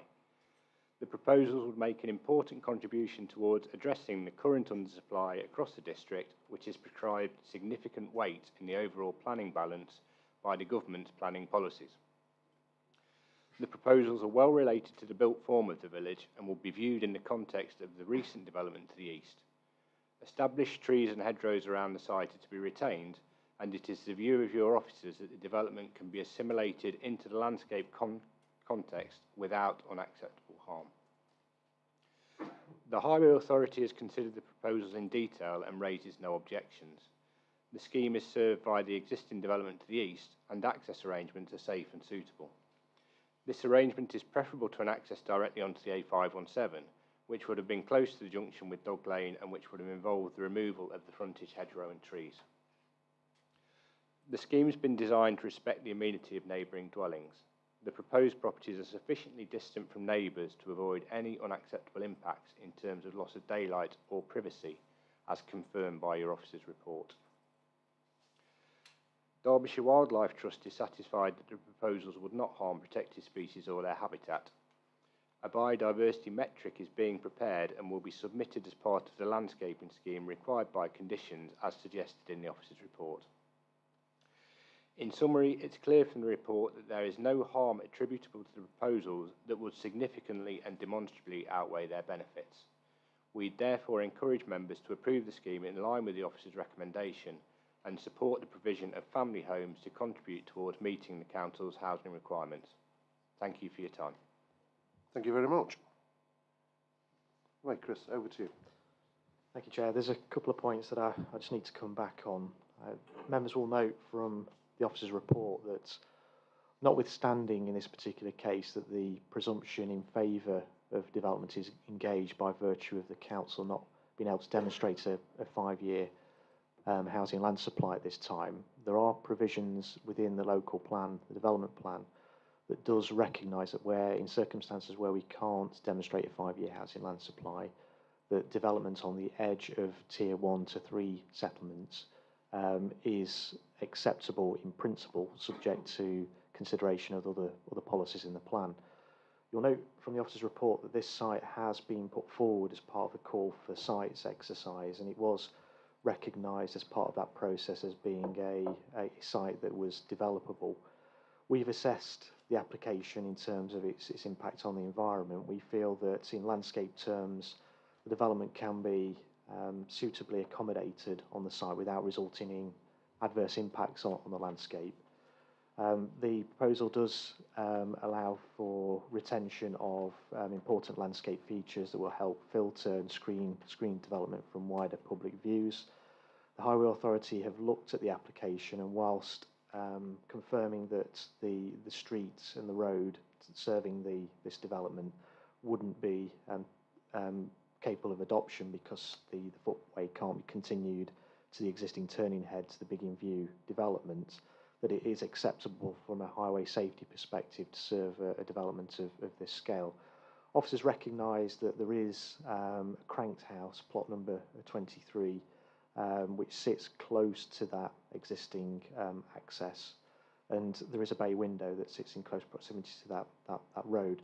That road is 5.4 metres wide, a sufficient width to carry two cars alongside one another, and we have to recognise the number or the amount of development proposed here. We're dealing with a development of 15 houses. The level of traffic associated with such a development is not of so significant a magnitude that it's going to result in officers' view in unacceptable impacts on the residential amenity of the occupants of that particular property. We don't feel that a recommendation on amenity grounds would be sustainable at appeal. In officers' view, having considered all the issues that are relevant in respect of this particular application, we don't feel that there is significant demonstrable reasons to recommend refusal of the application, hence the recommendation of support in this particular instance. Happy to take questions at this stage. Councillor Hughes. Chair, could I ask Mr Whitmore how wide a normal car is, please? That's a question that I can't answer. Well, I've got what do you mean by normal here. car? A Vauxhall Astra is over 2 metres wide. It's 2.062 metres wide. Therefore, a 4-metre carriageway cannot take 2 cars going in opposite directions at the same time. They would crash. how can you say that this is an acceptable means of access to a site for 15 houses? Can I just clarify? I said 5.4 metres wide, not 4 metres. Sorry, say again? 5.4 metres wide. Not I thought you said 4 metres. No. In which case, 5.4 metres to 4, so you're allowing cars to go past almost brushing their wing mirrors. It is possible based on normal car size, yes, but you've got a volume of traffic here that is relatively modest, so you wouldn't have that level of conflict in a typical... And what about the bicycles, for the children's bicycles, the children's play equipment that may be out on the drive? Because it is a drive. And what about is the drive suitable for taking refuse vehicles over it? I don't believe that it's not going to be constructed to the same standard as an ordinary road because it's a drive. Has this been thought through, Chris? I think in terms of the nature of your concerns that you've expressed in your comments there, that they are concerns that should be directed to the Highway Authority. They've assessed this application in terms of the geometry, the width of that particular road in the development. They're happy it's acceptable from a highway safety perspective. Chris, you said that they were only advisory, that we made the decisions. We ultimately do. We have to have regard to their advice. And if I was a householder on that road with my children who have been playing out on that road, I would think that it was incredibly dangerous to have the traffic from 15 houses, let alone refuse vehicles and other vehicles going through such a narrow gap with an obstruction on one side in the form of a bay window. I'm sorry, I cannot approve this application. It is a disgrace. It should not have been brought. Point of order, any questions?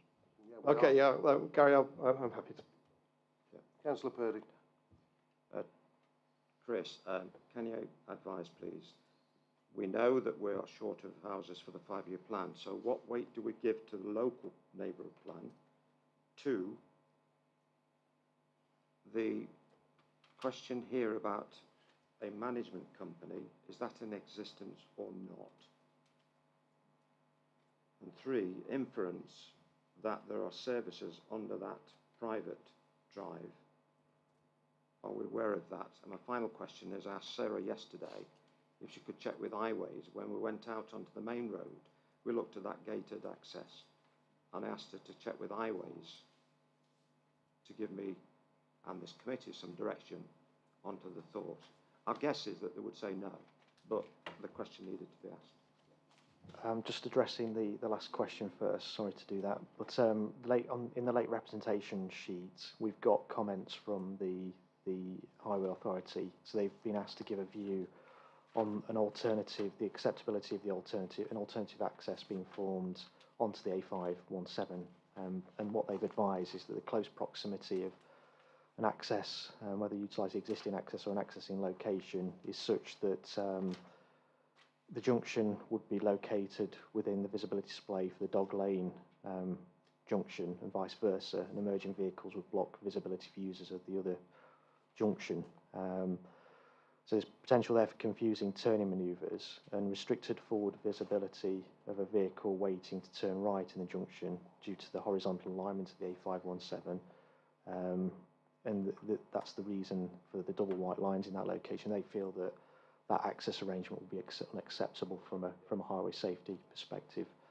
The reason for the management company details is that we're dealing with an outline application here, so all matters are reserved other than the access to the site.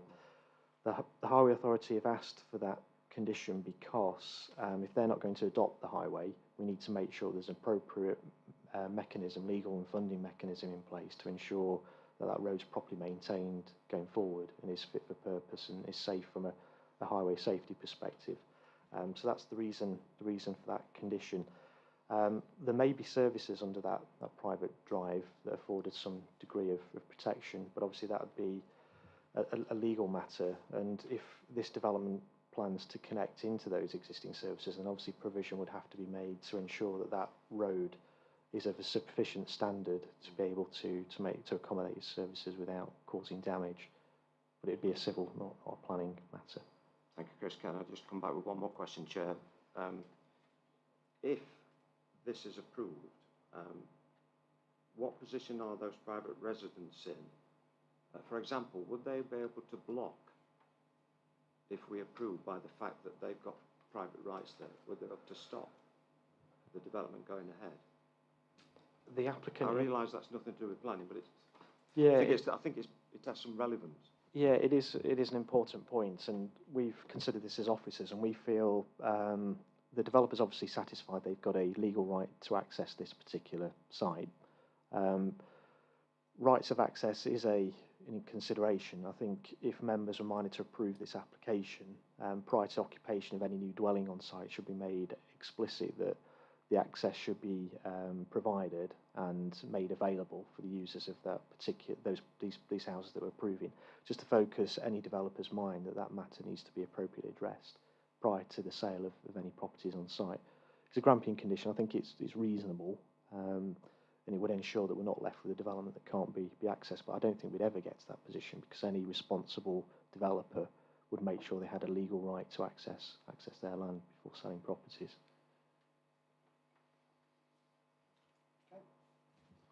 No more questions, members? No? We're going to move into debate then. Anybody want to set the ball rolling? Peter. Thank you, Chair. We visited the site yesterday, and Councillor Hughes is absolutely correct. It's the narrowness of that road is. You've got a delivery van, you've got emergency vehicles accessing, you've got refuse vehicles accessing. It's just too narrow for no pavement for children. A child runs out on his bike. It's an accident waiting to happen.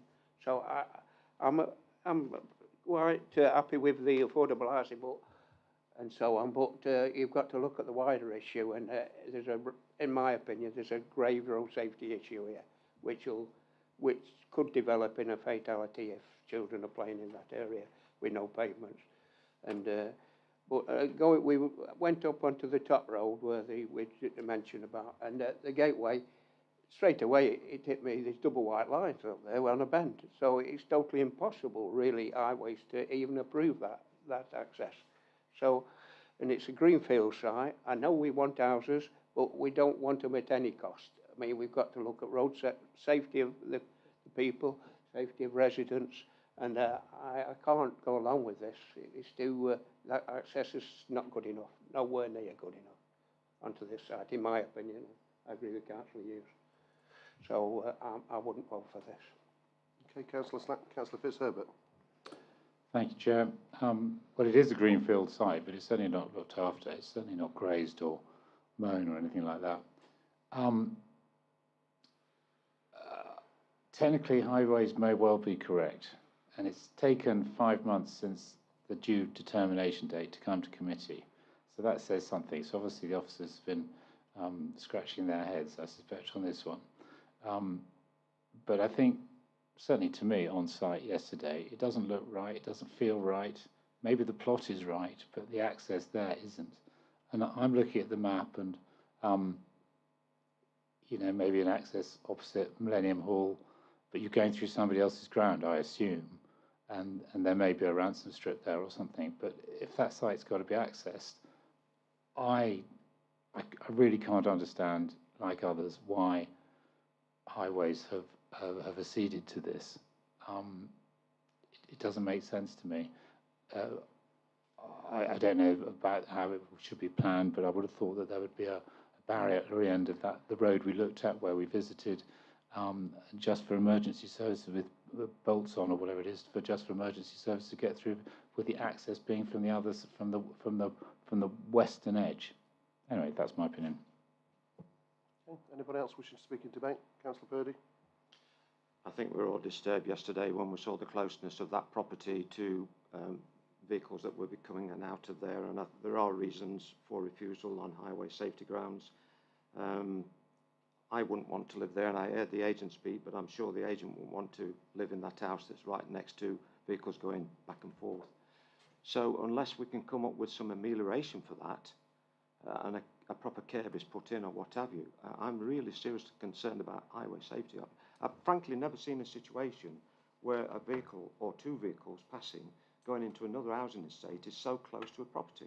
I mean, that window that was open, it seemed to me that could easily be knocked, in actual fact. So we're all gravely concerned yesterday on site, and I think you can hear that now coming from us. So I'm going to move refusal on the grounds that it's dangerous, it's not conducive to highway safety. I think the fact that the Highways Department have decided not to adopt it, I think speaks volumes. I wish they'd have frankly come out and said refusal, because that frankly is what it should be. So I think there is, as you said earlier, Chris, we can take account of traffic situations. So on those grounds, I'm going to try and see if you agree that we can go for refusal. Because this, I'm sorry, it's the worst situation I've ever seen of access into a site providing danger to residents that are already in situ. So I find a seconder. Well, I'll tell you what, I'll go with you, Peter, for a change. Do you want to speak against it, Councillor Hughes? Councillor Whittle? What I really didn't like was the way the drives on the left were sloping down towards this road. Any small child playing on something with wheels, they were at massive risk. And the highways may, like normally we won't go against highways because we don't want to be responsible for death. But this time we've got to go against highways because we don't want to be responsible for death. So I'm definitely going to support this one, or support refusing it. Okay. So I've nobody else down on my list. So it's been moved and seconded for refusal. And can you just clarify the reasons? Oh, yeah. So, yeah. Okay. Okay, Chris. Yeah. So just to clarify the reason for refusal, Councillor Purdy's comments was that the access was dangerous and not conducive to highway safety. I think we just need to just tease out really what we mean by that. Is it a light to the highway and the lack of a dedicated footway?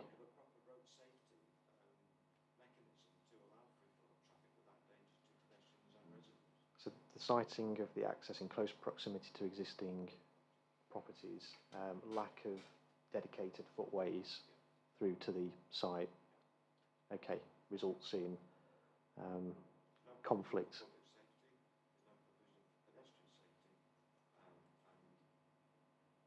Whilst we're talking about cars passing, when we start getting ACVs in for refuse collection and so forth, or delivery vans, what's the situation then? You okay with that, Chris? I think that can, that translates into a reasonable refuse that we can incorporate in the decision. So it's been moved and seconded.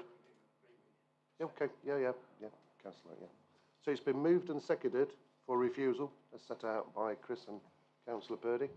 All those in favour of refusal, please show.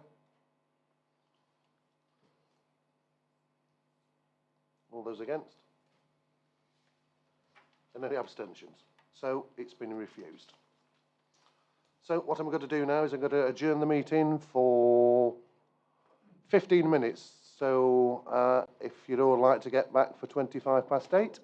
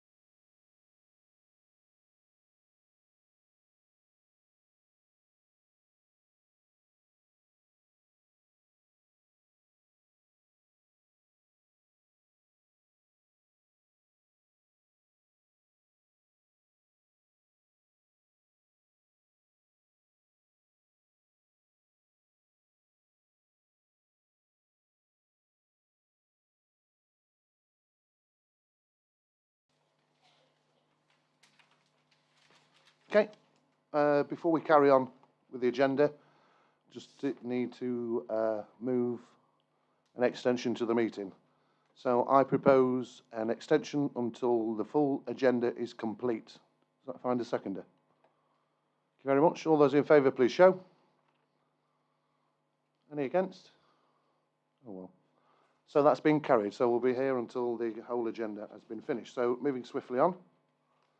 Item 5.5, the old bowling green, King Edward Street, Ashbourne. Don't think there's any late reps on this. There is no speakers. So straight over to you, Adam. Thank you, Chair. This application is for approval of reserved matters on the site for the erection of 6 dwelling houses, following the outline grant of planning permission as varied. Members visited the site yesterday. Outline permission has been approved with access, therefore we can only consider scale, layout, external appearance and landscaping. The case officer in this case has sought advice from our conservation officer and negotiated with the agent to try and secure an appropriate design which addresses King Edward Street, but also bearing in mind the constraints of the access that's been approved. The dwellings would overall be an appropriate design and scale and would each have a private garden and parking provision. Overall, landscaping is considered to be high quality and replacement tree planting is proposed, which is considered to be acceptable. Development would be a sufficient distance from the nearest windows at Elliot Lodge, which is the nearest neighbouring property, and there would not be any overlooking loss of privacy or light. Other issues such as noise in relation to the Empire Club and flood management plan and climate change mitigation have also been satisfactorily resolved. Therefore, the application is recommended for approval, subject to the conditions set out in the report. Okay, members, over to you. Questions? No? Oh, Gary, Councillor I'm Purdy. just looking for conditions on trees. Am I missing it? Yeah, that's something I was going to mention. We got to that point. There is a condition about landscaping, but I noted that there wasn't a condition about the requiring the implementation of the trees, the replacement tree planting. So I would recommend an additional condition to require that tree planting to be carried out in accordance with the proposed mitigation. Can I recommend then, Chair, that our tree preservation officer is included in this discussion as to what is required? Yes. Okay, any more questions, members? No? In which case I'll move into debate. Anybody wishing to kick us off? Councillor Purdy again? Well, it's an outline already approved planning permission, so it's something that we can't refuse. So I'll move the recommendations, Chair. Thank you. Would you like to second that? Councillor Lees? Yeah, thanks, Chair. I'll second that. Have we got anything on the hours of work in the conditions at all on it?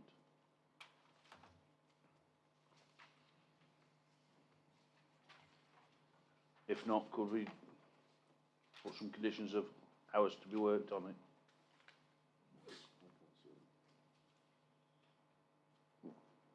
Yeah, it could be on the outline. If it's not, then yes, that could be included. I'm happy to second then. Okay, Councillor Hughes, did you want to speak? No? Anybody else wishing to speak in debate? No?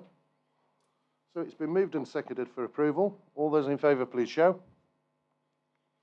All those against? And any abstentions? So that's been carried unanimously. Right, item 5.6, which is use of land for 6 number glamping pods, 2 number amenity blocks, 1 existing associated private drainage at land at north of Hayley's Worksworth. Now, there is a bit of late reps, so I'll let you read them before we start with the speakers.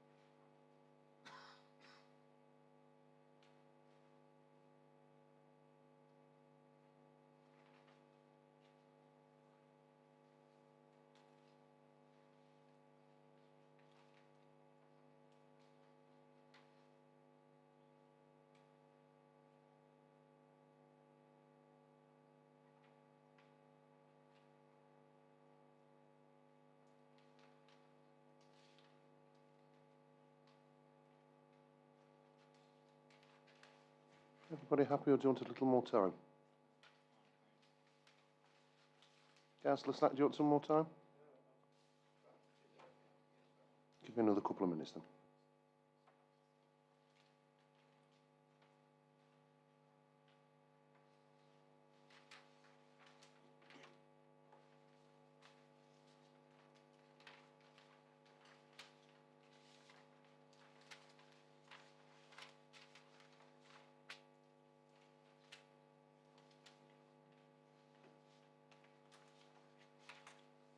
Okay, right, we'll carry on.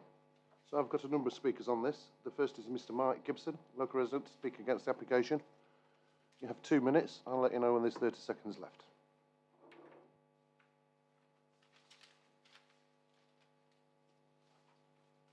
Just need to turn the microphone on, that's it.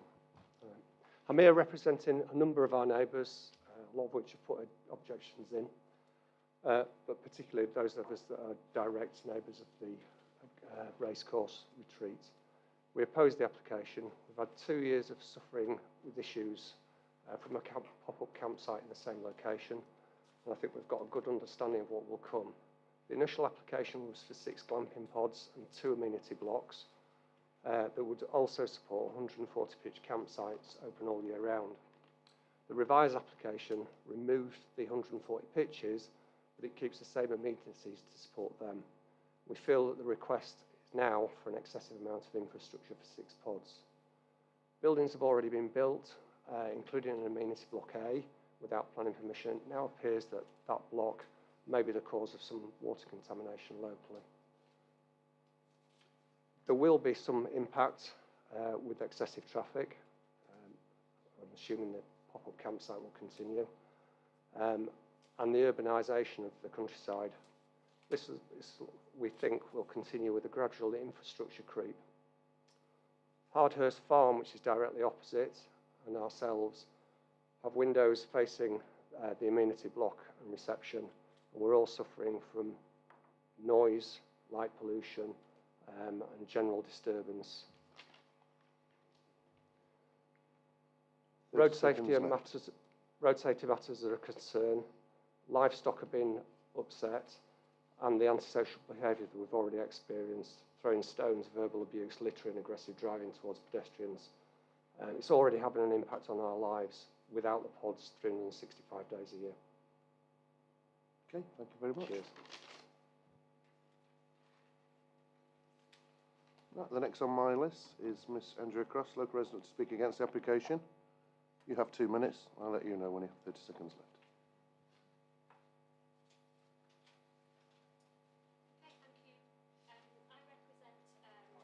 That's it. I represent neighbours that are a little bit further away from the immediate vicinity, but we are still very much affected by noise and increased traffic from the actual site. So just to reiterate, the point made about the amenity blocks and sewage systems in the new plan is well in excess of what would be required for 6 pods. So we think the activities that lead us to believe the applicant will continue to open, not just as for the eco-pods, but as a campsite with events if planning permission is provided for the pods. As residents, we feel the pods are a smokescreen to get a foot in the door and expand the site at a later date. Indeed, the Facebook page for Racecourse Retreat states that they host hen parties, stag do's and large groups.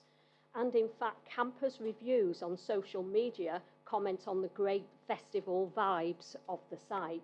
That's because at weekends they've had license for selling drink and playing music till gone 11 o'clock at night.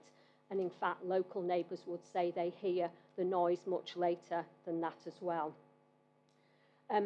Even though we're not directly next to the site, the noise from it is making life unbearable for people in that local area. In particular, for a family that live on the same elevation as the Racecourse Retreat. 30 seconds left. Thank you. Music until about 5 a.m. in the morning.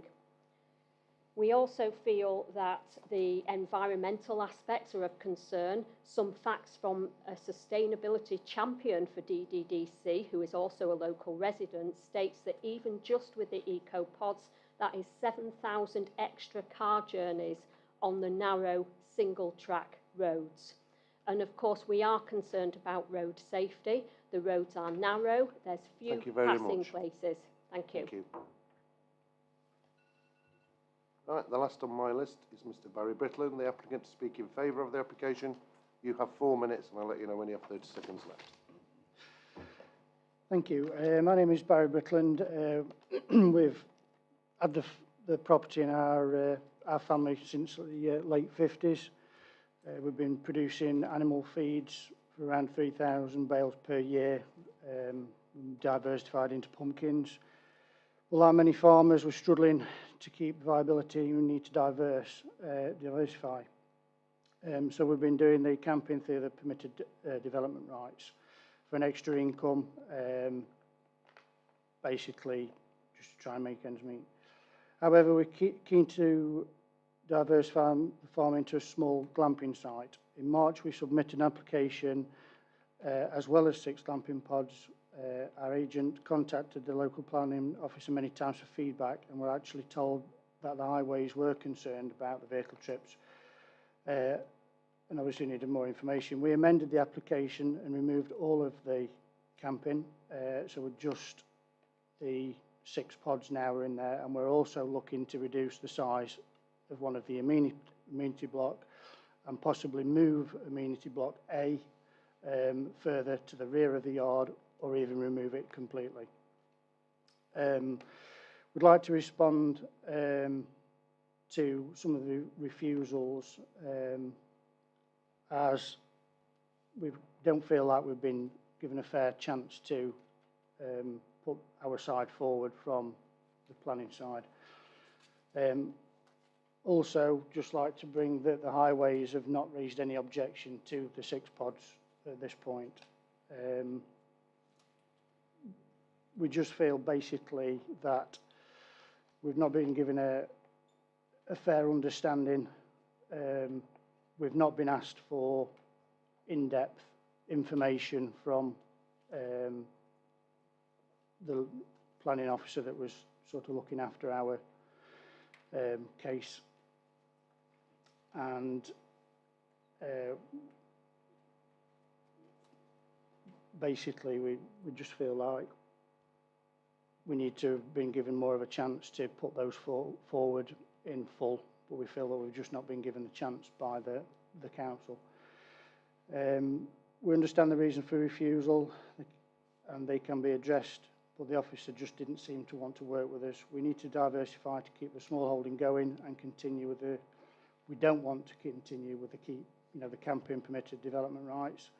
We're trying to do a high quality 6 pods, which we can be proud of, and which will be a pleasure to contribute to the local economy.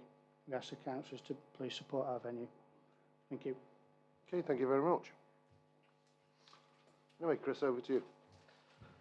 Thank you, Chair. Members will note in the officer's report for this particular application the 5 reasons for refusal. This is the second tourism-related development that members have considered this evening.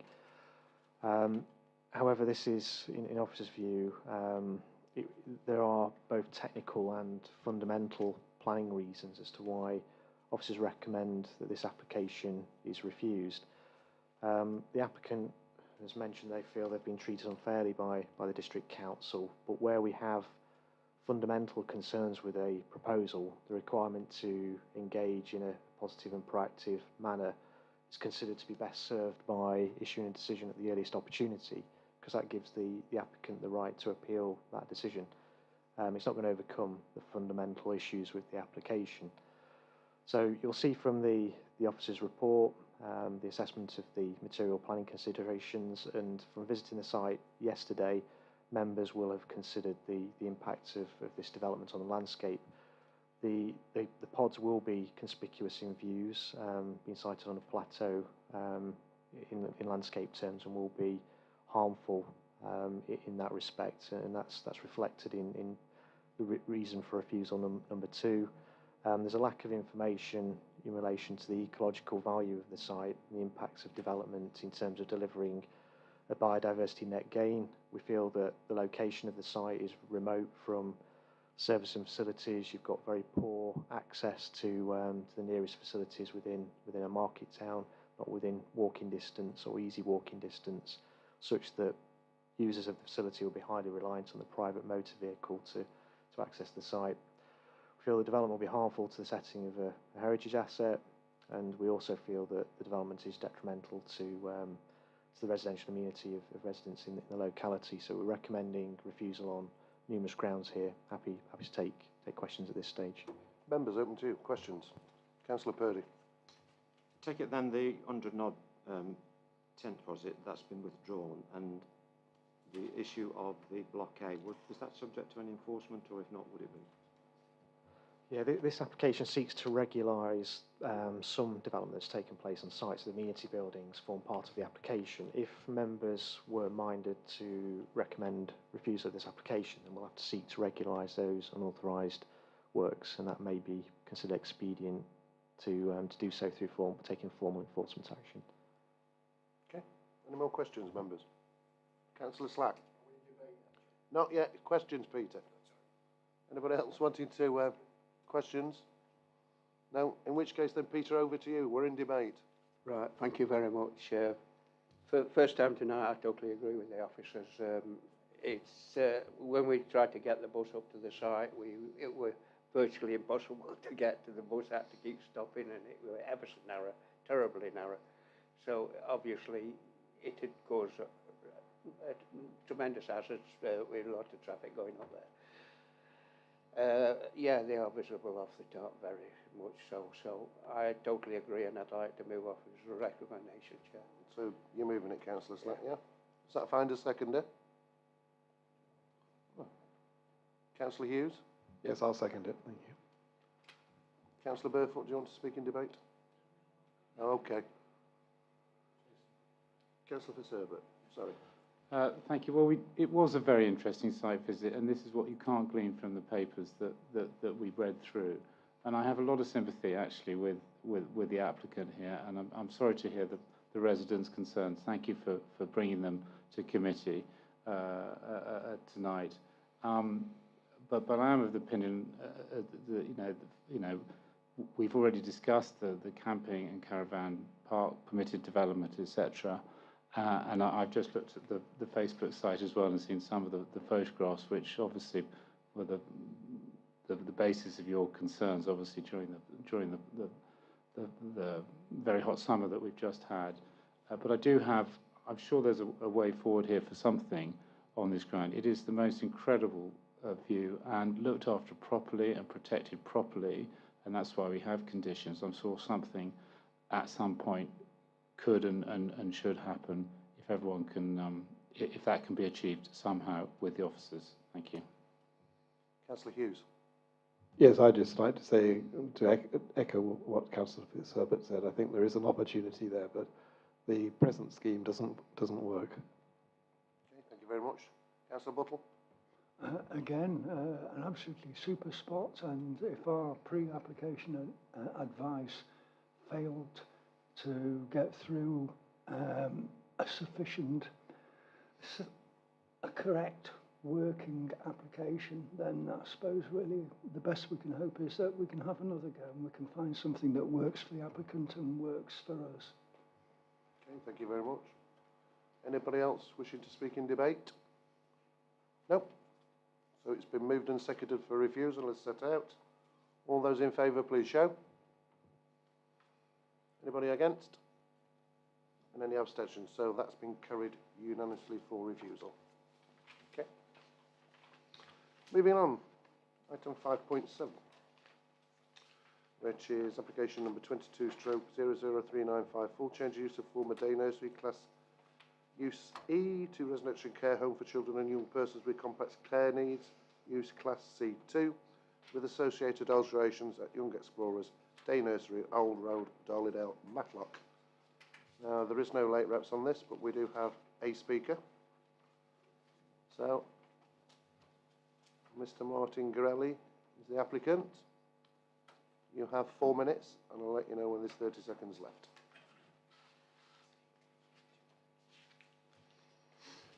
Thanks for the opportunity to present this evening. My name is Martin Gorelli. I'm a resident of the Derbyshire Dales and one of the applicants.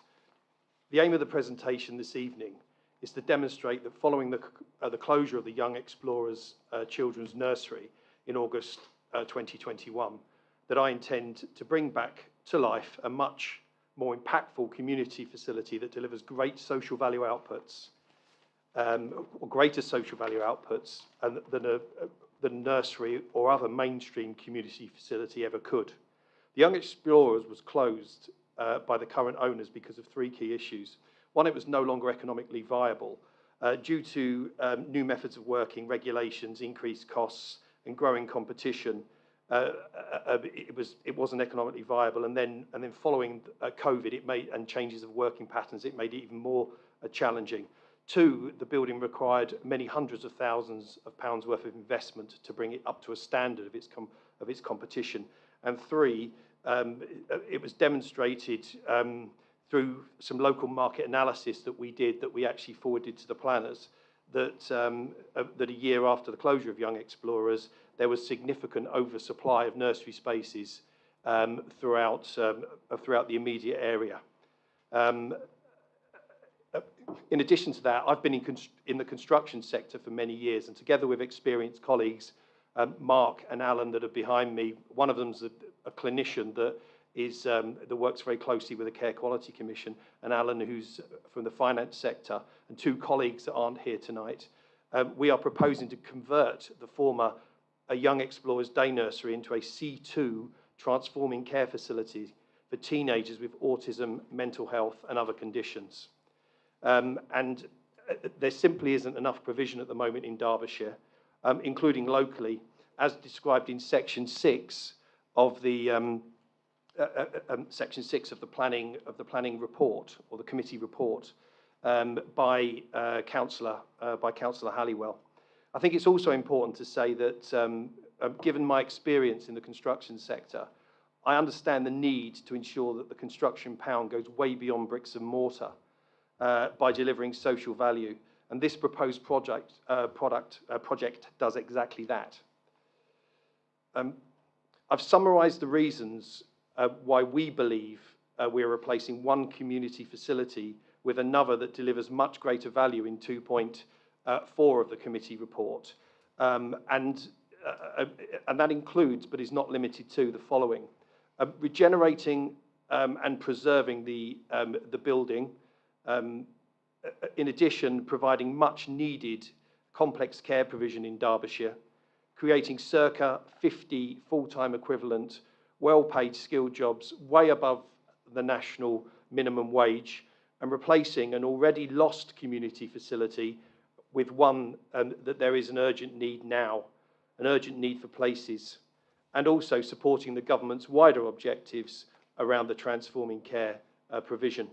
And in addition to my comments, Councillor Sarah Halliwell, in her capacity as a Darley Dale Town Councillor, has provided an articulate summary as to why the proposal should be granted, and the reasons why the planning officer was proposing not to or to refuse it was because of the need for marketing the facility. And we've got lots of evidence that demonstrates why the facility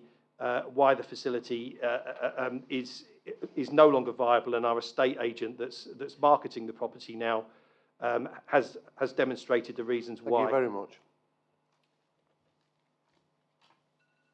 Okay, Adam, over to you. Thank you, Chair. Members visited the site yesterday. The application is for a change of use of the building to create a home for up to 3 children with complex care needs. Would be a use falling within use class C2.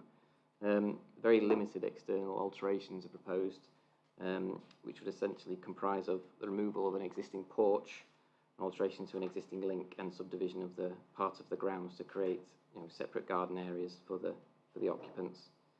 The existing use as a nursery is a community facility, and therefore policy HC15 is relevant. There is evidence, and we accept there is evidence that there is a county need for the proposed accommodation, but this accommodation would not necessarily meet the need of the district, and the care home would not be open to the public in the same way that a community facility ordinarily would be. Therefore, officers have come to the conclusion that the proposal is not a community facility for the purposes of our policies. Generally speaking, policy HC15 seeks to retain community facilities, and we accept there is evidence that a nursery is no longer needed to serve the community, and we accept that development would provide employment. Nevertheless, it's a policy requirement for existing facilities to be actively marketed at a realistic price for at least 12 months and offered to the local community. The property has only been marketed at this time for a period of 28 days and at a price of £1.2 million. Therefore, officers don't consider the application as currently justified the loss of the community facility, and the application therefore is not in accordance with policy HC15. Thank you, Chair. Okay, members, questions? Councillor Purdy. I presume this has the support of the County Council of Social Services. Yeah. I believe so.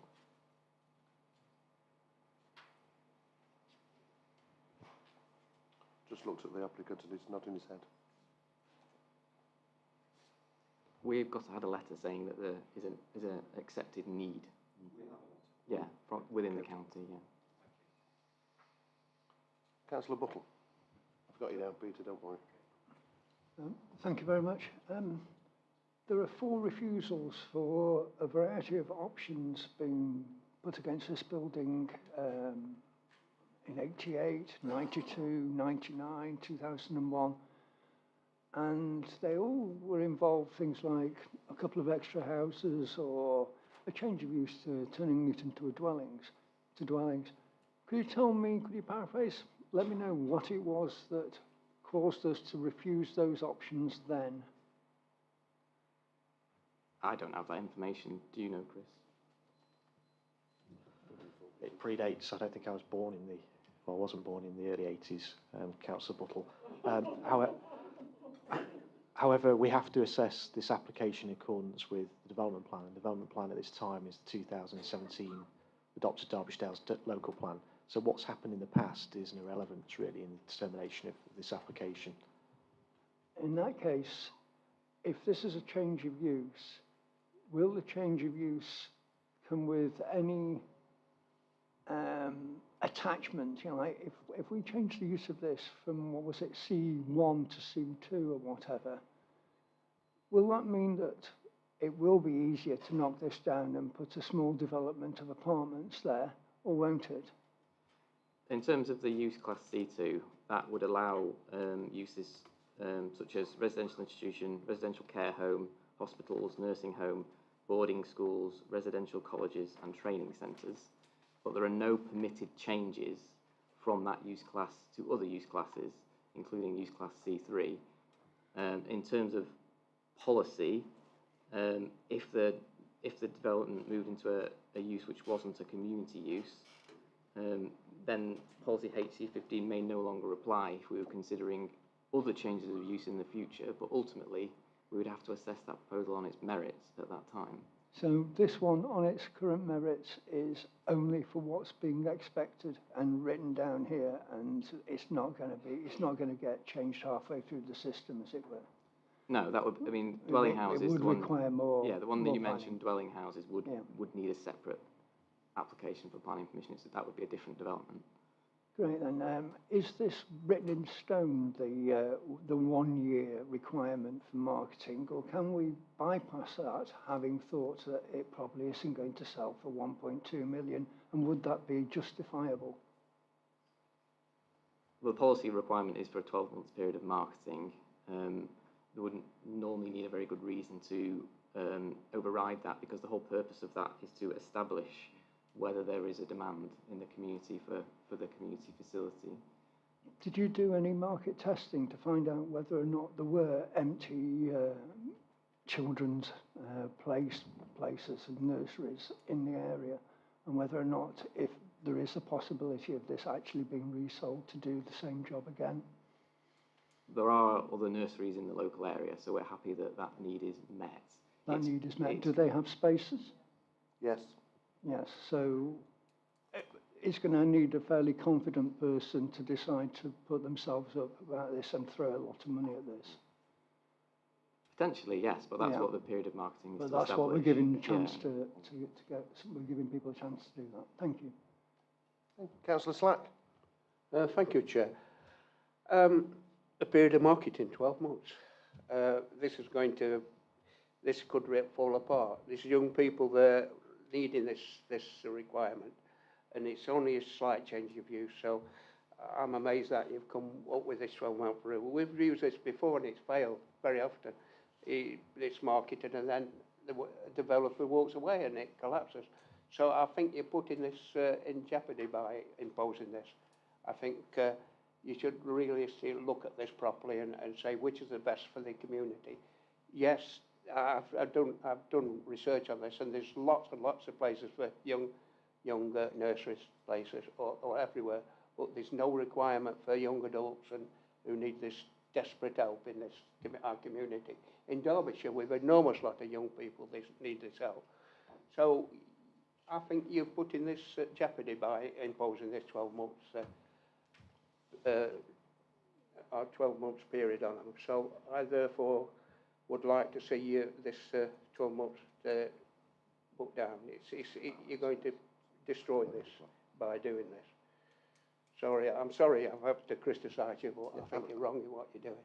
Yeah, I think it's not the officer's fault, yeah. Councillor No, Slack. it isn't. No, no, it's no, policies. it's the system and the policies. It's policies we councillors approved in the past, so Yes. it's wrong to criticise Chris. Yes, but we could overrule it. We could overrun it. Question, please, Jim. Yeah. If we were to approve Chris, were there any conditions that would be required for the approval, do you think? I think Adam's covered this to some degree in that he sort of outlined what a C2 use would include. And I think the scope of uses are similar, really, and it doesn't allow conversion to what I'd say are institutional or wider sort of community uses. So I don't think there's necessarily a requirement for the use class to be restricted as such. I think because the application is for conversion of the building to a C2 use classification, that would be an acceptable use if members felt that was appropriate. And presumably, the establishment would have to comply with strict legislation with regard to that area of care. Yeah, there'll be. There'll be other legislation that would apply in terms of the operation of that facility. That would be outside of the remit of planning authority. Quality Care Commission, so on and so forth. Okay. Chair, I'm going to be naughty again. I'm sorry, I've got to go against officers. Very rarely do it. But this one strikes to me where it hinges on our policy that we've already admitted we need to review. And I think it would be there wholly unfair to stop an applicant who's obviously passionate and dedicated to want to provide care in our community. And I think it would be wrong of us as a planning committee also to stop that care in the community on the simple premise that we're telling them they've got to wait 12 months to market it. I just see it disappearing. I think they've withdrawn, and I would rather the business case go forward or stand on our principles and say we have to stick by our policy. I say as leader we have to review our policy, and I'm going to, sorry Chris, go against officer recommendations. I'm going to go for approval. So we're moving it for approval, Councillor Purdy. Yeah. Well, we can do it this way around, but you can still have a question, Sue, don't worry. So that's been moved by Councillor Purdy and seconded by Councillor Sack. Back to questions. Councillor Burford. Thank you. I read somewhere, I think it's on page 108, about showing that there's a demand in the Derbyshire Dales as opposed to county-wide. Who has to prove that there is a demand for such a facility in the Derbyshire Dales? Why does it have to be so restrictive? Is that a policy that we've got that? It gets to the very essence of what that condition seeks to do. So I suppose you could say it's arguably more important in some of the more remote settlements where you've got very few local facilities where you'd want that community use to remain in such use unless it can be comprehensively demonstrated that it's no longer a viable position, whether it's in its current use or some other form of community use. I think just listening to the debate, I think members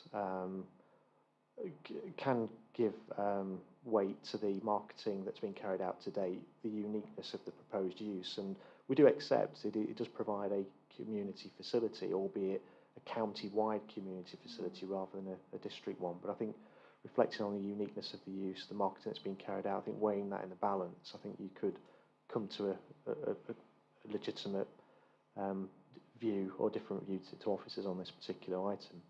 So can I ask another one? Go on then, Sue.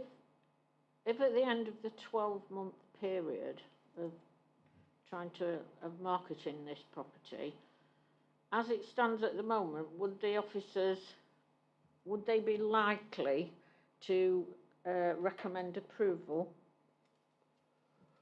I think if it complies with policy, so if after a period of marketing there's no interest in the continued use of that facility as a community facility and it had been offered up to the community at a realistic price, then they meet the policy. So this use would be acceptable in principle, and they'd have done everything they can to demonstrate that its continued use for the local community is no longer a viable proposition. And just a final one, could you just confirm how long the marketing has taken place so far as of today, with no offers? I think it is 28 days as of today. It's what? 28 days as of today. Right, okay, thank you. Okay, Councillor Hughes. Can we go into debate, or? I've got you down as a question, so do you Well, want to speak in debate? Right, in which case then, there's people on the list before you, so we'll move into debate. The next on my list is Councillor Fitzherbert. Thank you, Chair. I mean, what are we going to do with this building? Those of us who saw it yesterday, it's not exactly in tip-top condition. We have an empty building that needs assistance and investment. We have an applicant who is prepared to invest in it, in the Derbyshire Dales, to create jobs, 50 jobs or so, because it's a specialist market. There is a need for this particular facility. We'd be mad to turn it down. I'm right behind it. Okay, thank you very much, Councillor Fitzherbert. Councillor Elliott, you want to speak in debate? Okay. Councillor Hughes then. I'll just add one other point to Councillor Fitzherbert's list, and that is that it's relatively remote from residential properties, so any noise that came out of it, and there might be noise from this sort of facility, wouldn't be overheard by people living close by. I should imagine it'll only be the horses in the field next door. Yeah. Okay, Councillor Barefoot. Thank you. You know, even though I couldn't go on the site visit, I do know this property, and it would be specialist provision for really complex needs of young people, and you know, we need this, and to sort of refuse it on the basis that we've not adhered to our policy. We've surely got to be a bit, you know, we've got to, can't think of the word, flexible, that's the word. We've got to be a bit flexible sometimes, and I can't see any reason for refusing this at this point. I think we should thank them for wanting to provide it. It's necessary. And I wish them well if this is approved. I wish them well with Thank you very much, Councillor Burr. I think Kerry, our solicitor, would like to come back on something. Yeah, Councillor Burr, I just want to come back on the fact that our policies are our policies and they are agreed by the council. So yeah, we don't really have that flexibility, but what you do have is the ability to distinguish that this is, you know, can be decided within the policy, and the fact that what has been proposed isn't within the realms of impossibility of what a community asset can be, then that's really a tangent rather than saying that we are flexible with our policies. Okay, before I go to vote, all I'd like to add is that I think Councillor Purdy's very right in what he says. I think some of these policies we need to revisit rather quickly. So anybody that's at the local plan working group when looking at you, please raise it at the next meeting. So anyway, it's been moved and seconded for approval, which is against officers' recommendations. All those in favour, please shout. All those against? And any abstentions? So it's been approved. So good luck. Thank you. Thank you very much. Right, moving swiftly on. We've got got another 3 to do, so hopefully. Item 5.8, which is 38 Beach Drive, Ashbourne. This is the proposed subdivision to form 2 dwellings with associated widening of access at the property. There's no registered speakers, there is no late representation. So Adam, over to you. Thank you, Chair. This application is for the subdivision of an existing dwelling to 2 dwelling houses. Members visited the site yesterday. Fortunately, I have a problem with the keyboard, which is finding it difficult to get the relevant slides up. But the property is a semi-detached dwelling, which has a single-storey extension to the side with accommodation in the roof on a suburban estate. The proposal is to subdivide the site to create 2 dwellings. So essentially, what was the original semi-detached property would become a 3-bedroom dwelling, and the extension would become a 1-bedroom dwelling, whereas the current property has 4 bedrooms in total. HC9 is the relevant policy and allows for this kind of development in principle, especially in larger settlements such as here, provided that the development is acceptable from an amenity and highway safety perspective. In this case, there are no objections from a highway safety perspective. A single space will be retained for the existing dwelling, which matches the existing provision, and a space will be provided for the new dwelling, and each property would have its own garden to the front and rear, with fences dividing them, and there are no external alterations proposed. So the conclusion is that the development can be accommodated without harm to the amenity of the area, without harm to highway safety, and there will be no alterations in terms of the character and appearance of the development. Therefore, the application is recommended for approval. Right, members, over to you. I shouldn't imagine there'd be anybody wanting to ask a question on this. No? In which case, I'll move into debate. Councillor Lees. Yeah, thank you, Chair. I was on the site visit yesterday and quite happy with the site visit, so I'd like to move this as per written as officer's recommendation. Thank you very much. So I find a seconder. Councillor Fitzherbert. Can I second it, please? Yep. Do you want to speak in debate, Councillor Hughes? Anybody else wishing to speak in debate? We're getting through them now. So in which case, it's been moved and seconded, so it's granted with conditions. All those in favour, please shout. All those against? Any abstentions? So that's been approved unanimously. Right, let's hopefully we can get done by 9:30, members. It's living in hope, but anyway. Item 5.9, application number 22/00675 erection of a commemorative beacon on land at the junction of Windmill Lane, Ashbourne Green, Ashbourne. There is no late reps. We have a couple of speakers. So the first to speak on this is Councillor Caroline Cooper, Ashbourne Town Council, to speak in favour of the application. You have 2 minutes. I'll let you know when you have 30 seconds left. Thank you, Chair. Good evening, councillors, officers. I'm Councillor Cooper, as has been said. I'm here on behalf of the Planning Committee. There have been 17 replies to the planning application for the Jubilee Beacon. The majority of these are in favour. Some of the replies are duplicated due to small change in location as the Town Council acted on the advice of Highways. Derbyshire County Council, Derbyshire County Council Highways, Derbyshire County Council Rights of Way, Derbyshire Dales Ramblers, the DWT, the Environment Agency, the Peak and Northern Footpaths are all in favour, and there is no objections. There are 5 objections to the beacon, all of which contain inaccuracies. Councillor Lees's main objections seem to be the location and also risk assessment, which would be carried out prior to any occasion when the beacon is officially lit. Mr Fern's objections seem to be that the beacon is in relation to highways. These points are moot, as Ashbourne Town Council has been guided by the Highways Department. Mr Hewitt made 4 objections, primarily in relation to highways. One, the road is 50 miles an hour and not 60 as he intimated. The incident on the M5 near Bristol was caused by a bonfire, not a national ceremonial beacon. Mr Hewitt states that if the Town Council do not light the beacon, someone else will. This is again an inaccuracy, as only the Town Council will be allowed to light it, and this has not been an issue with any other national ceremonial beacon. So to sum up, the road is 50, not 60. The 30 seconds left. Sorry? 30 seconds left. The incident of the M5 was a bonfire, not a beacon, and the beacon would only be lit by ourselves. Finally, as I won't be able to get through everything, may I say, and just add that the beacon has been paid for, financed by the Town Council through the precept, and there are no official stakeholders, as has been intimated. Thank you. Okay, thank you very much. The next on my list is Mr. Brell Etwart, local resident, to make comment on the application. You have 2 minutes. I don't know when there's 30 seconds left.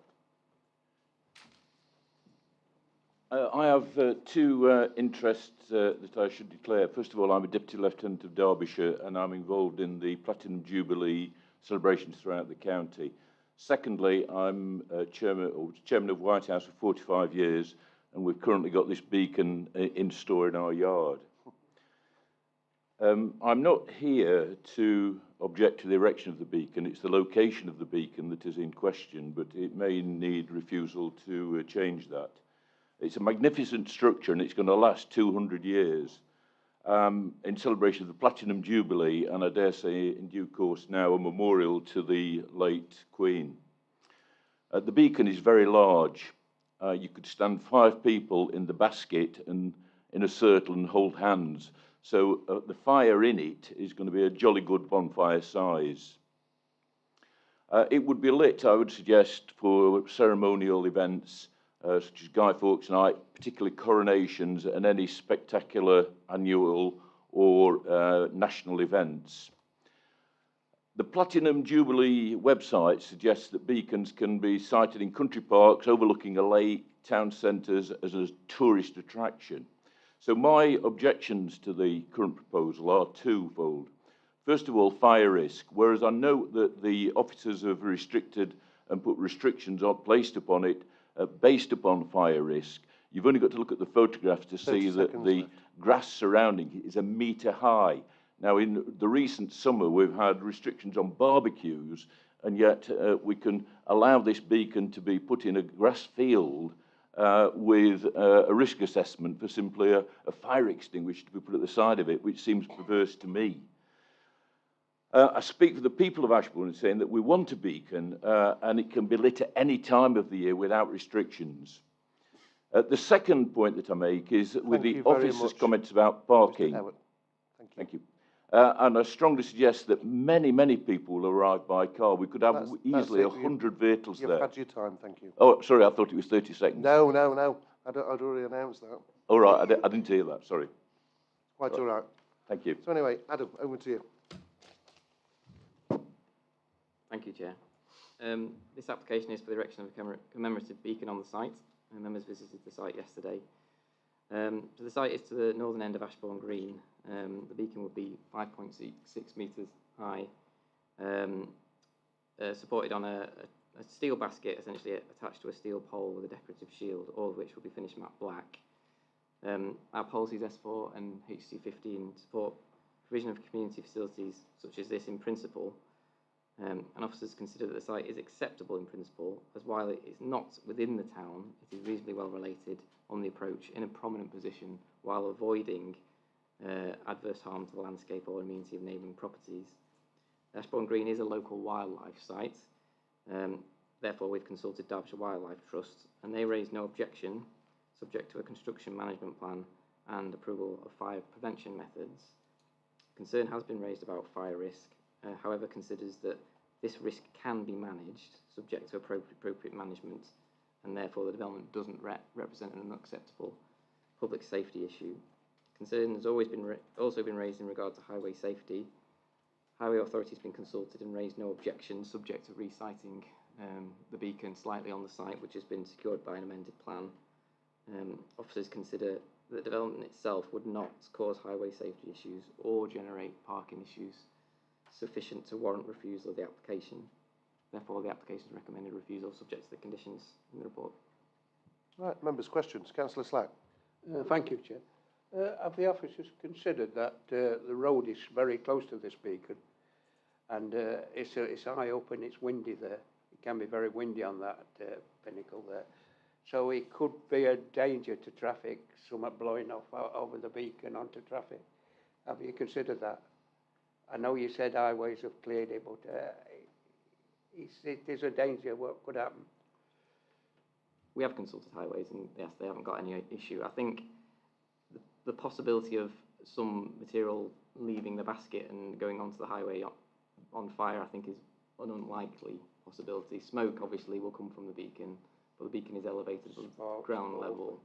So I don't think, well, we've come to the conclusion that the use of the beacon wouldn't cause an unacceptable impact on users of the highway. Thank you. Councillor Burfoot. Thank you. Do we not have to ask the Derbyshire Fire and Rescue Service for some advice or a view on this?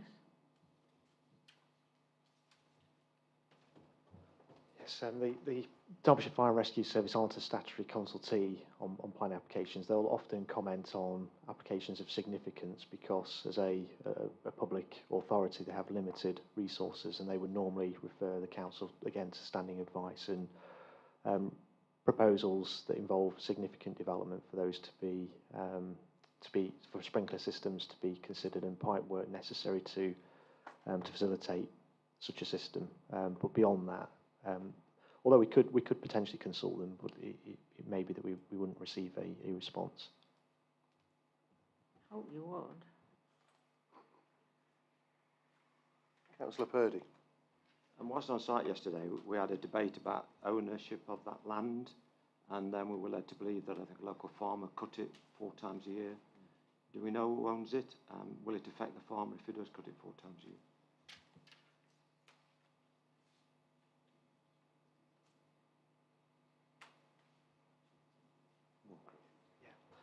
Yeah, we don't know full details of surrounding land ownership. I think one of the members just need to be mindful of the recommendation and the proposed conditions. So we're asking for a management plan to be presented. So when the beacon's lit, that the operation of whilst the beacon's in use, that there's someone on site potentially to prevent fire from escaping the basket into potentially setting alight adjacent land. So that can be controlled and properly managed. It wouldn't be left unattended, or that's certainly not the intention of the condition in terms of what we require. Okay. Councillor Buttle. Thank you very much. I can't see anything which tells us there will be a road closure if it was in use. That would be a matter for the highway authority to decide. Depending on what events were being held, it might be necessary to close the road potentially, or manage traffic in a specific way. Right, wouldn't it be up to Ashbourne Town Council for us to expect them to close it if they're going to have a big fire on top of a hill? Potentially, yes, that might be necessary depending on the event and how many people are expected. Questions, aren't we? Right, I'm going to move into debate. Councillor Lees. Yeah, thank you, Chair. As you read from the report, I object to this application. Not as I object to the beacon. I think the beacon is a wonderful idea, located in the right location. The reason that I object to this, and I'd like to go for refusal rather than approval of this application, is as a former firefighter, as Councillor Burfoot relied on the Derbyshire Fire Service, I would definitely say that this is certainly a fire risk, because this area of grassland is only mowed, or has only been mowed, either once or twice at the most every year. So it is like high grassland. It's going to just spread straight across through, destroy all the wildlife, and there's no saying when and when it is going to be lit. It certainly, in that location, will be lit by somebody. Not possibly the town council, but by somebody other.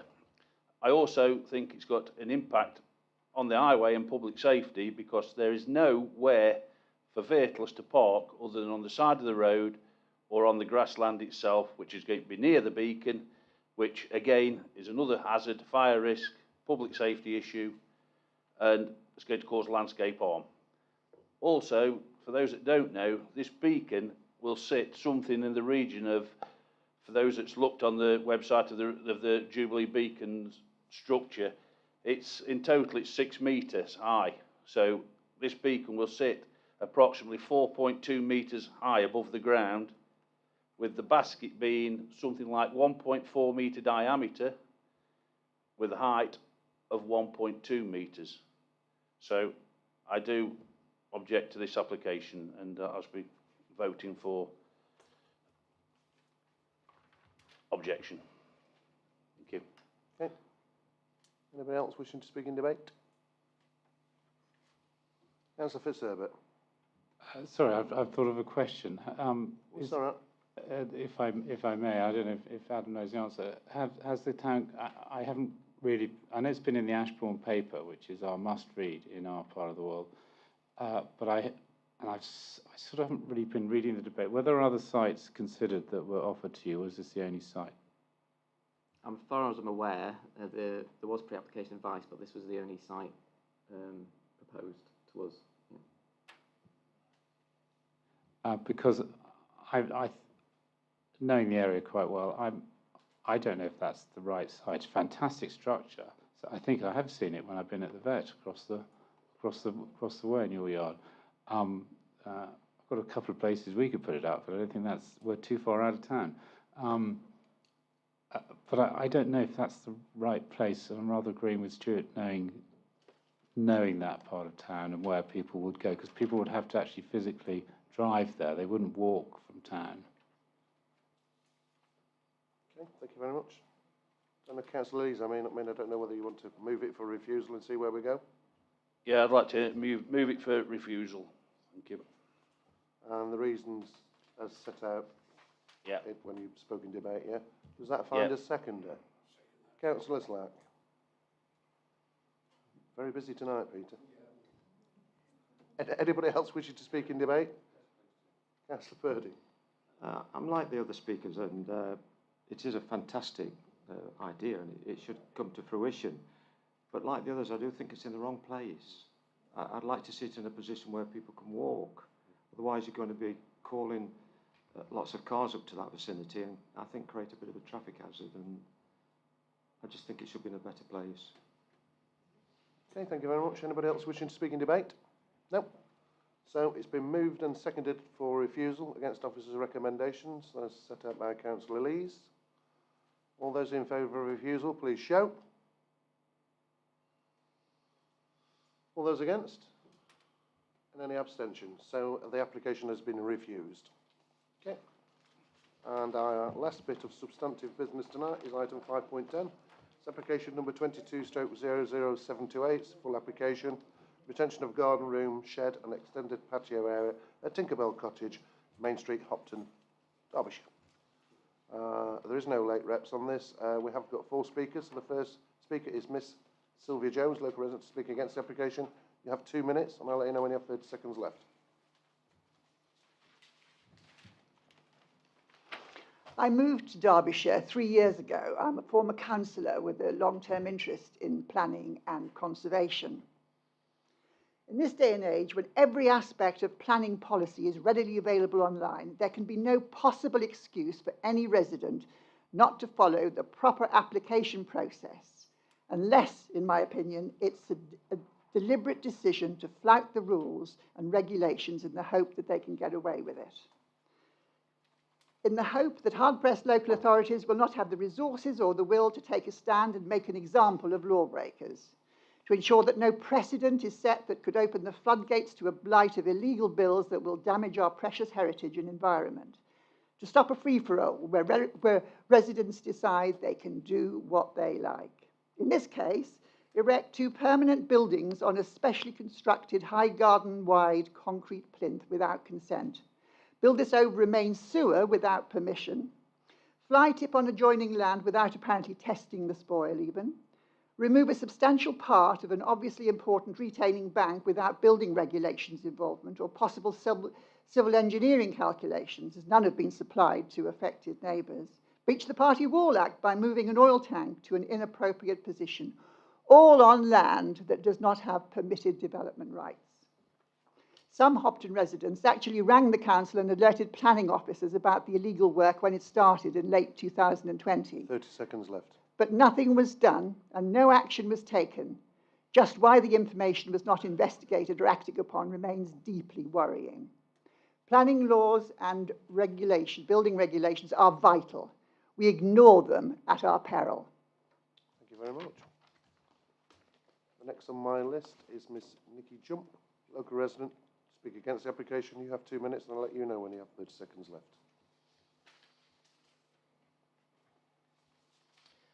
Henmore Grange is the only neighbouring property affected by this garden women's shed. They sit directly by our boundary wall, so where they have been built seriously affects us. Mr Howard had Article 106 discharged in 2010. I referred to point 755 in the officer's appraisal, so any new extension or outbuildings within the domestic curtilage requires planning permission. There are no photos of the concrete plinth on which this garden women's shed sit. It appears these buildings sit on ground level. They do not. This concrete plinth forms part of the build and far exceeds 300 millimetres, elevating the garden considerably above ground level, making these buildings significantly higher than the measurements given because of this. These buildings should be measured from ground level, not from the top of this plinth, as heights then would be far exceed the 2.5 metres put on this application. Our structural engineers we have had on site have advised this build is illegal, as this plinth should sit 2 metres away from our boundary. It sits 2 feet away. Mr Howard did not inform us of his plans to erect these buildings so near to our boundary. His actions should be challenged.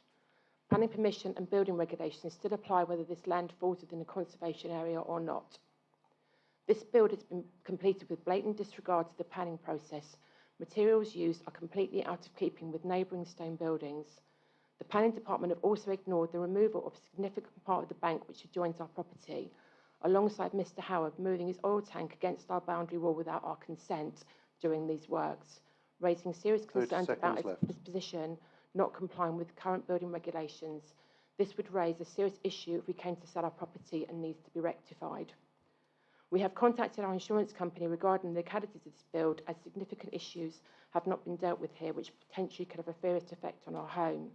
I am therefore respectfully asking the committee members this evening to defer making a decision on this for further investigations. Thank you. Thank you very much. Next on my list is Councillor Janet Rose, the ward member. You have 4 minutes, Councillor Rose, and I will let you know when there's 30 seconds left. Thank you. The first development of Henmore Grange was as a guest house stroke restaurant, and has since been divided into individual dwellings. Tinkerbell Cottage was built for a family member. I find it regrettable that the applicant did not seek guidance from the planning department as to whether they needed planning permission. Permitted development rights have been removed, and the new development requires planning permission. You have visited the garden room and seen the height and size from Henmore Grange. There are several objections to the development and concerns regarding the boundary wall and oil tank. This should be a warning to everyone to ask first before building. The planners are there to help us. We must not give the impression that it is okay to build whatever you like and then ask for retrospective permission. Thank you. Thank you very much. Very succinct. And the last on my list is Miss Alison Howard, the applicant, to speak in favour of the application. You have 4 minutes. I'll let you know when there's 30 seconds left. Chair, committee members, good evening. Thank you for inviting me to speak tonight. I do so on behalf of my husband, Michael Howard, the applicant, and myself. I'm pleased you were able to come and see our home and garden yesterday. We've lived at Tinkerbell Cottage in Hopton for 21 years, raised our family here, and as a family have always been fully involved in the village community, school and church life. Our application is retrospective, Purely as general members of the public, we were not aware of the existence of permitted development rights. As soon as we were informed by the Derbyshire Dales District Council that permitted development rights had been removed in 1991, way before we owned the property, we sought to obtain the planning permission from the council that we needed. We had not been aware of any objections to our application until we were informed by our case officer that representations had been received by the council. He guided us to their website where we could view them. I would simply like to state the following. Our house and garden are outside the conservation area of Carsington and Hopton. Our garden room and shed were built to replace a large wooden workshop shed and a garden shed, both of which stood on concrete slabs but had come to the end of their lives. We used very well respected local and national contractors to complete the work to the highest standard. Indeed, the local contractors are Severn Trent's approved framework contractors. Structural calculations for all aspects of the groundworks and notifications to statutory undertakers were carried out. The garden room enhances our family home in providing a space for relaxation, study and working from home. The garden room and shed have no impact on neighbouring properties or the surrounding area. However, if the neighbours to the north-east side of our property at Henmore Grange would like a fence erected, in addition to the existing vegetation that grows alongside the boundary wall, we would consider doing this. Thank you. Thank you very much. So there's nobody else down on my list to speak. So Chris, over to you. Thank you, Chair. Members took a site visit yesterday to consider the impact of this particular development on the environment, in particular the character and appearance of Tinkerbell Cottage, the setting of the conservation area, and also the impact on the amenity of the occupants of neighbouring residential properties. Just for members' benefit, because a question was raised on site about the extent of the conservation area boundary, and on the image that's on the presentation currently, the green line represents the conservation area boundary. So you can see here that the cottage itself and its grounds is technically outside of the conservation area, but it just gives you an idea as to the relationship of the development with that heritage asset. Just addressing, there's a couple of issues I need to come back on. I think I can sympathise to some degree with some of the speakers' comments on enforcement and the approach to enforcement, but the government doesn't advocate a draconian approach to enforcement. It's very clear that in some circumstances it's not appropriate to take formal enforcement action, and one of those circumstances is where development is acceptable on its merits, and the only reason for taking enforcement action is to regularise the development. We're in that situation here. The previous speaker has mentioned that as an authority we did take action. We did invite a planning application, and the applicant has submitted an application to us for consideration. We consider that to be an appropriate way of dealing with this breach of planning control. We've assessed the application, and I think it's important that members focus on material planning issues and don't focus on civil matters, matters relating to party wall and covered by other legislation. Happy to take questions at this stage. Councillor Hughes. Thank you, Chair. It's clear that you can see the buildings from, or the larger building from the within the conservation area in the cottage next door. If you stand there looking down, you can see the roof of it. So, so my first question is that a material consideration? My second question, again, about whether it's a material consideration. The objector, one of the objectors said that there was the height difference between the two gardens meant that the new buildings are considerably higher than what would be allowed height for the building itself. Should we be taking that height difference into consideration?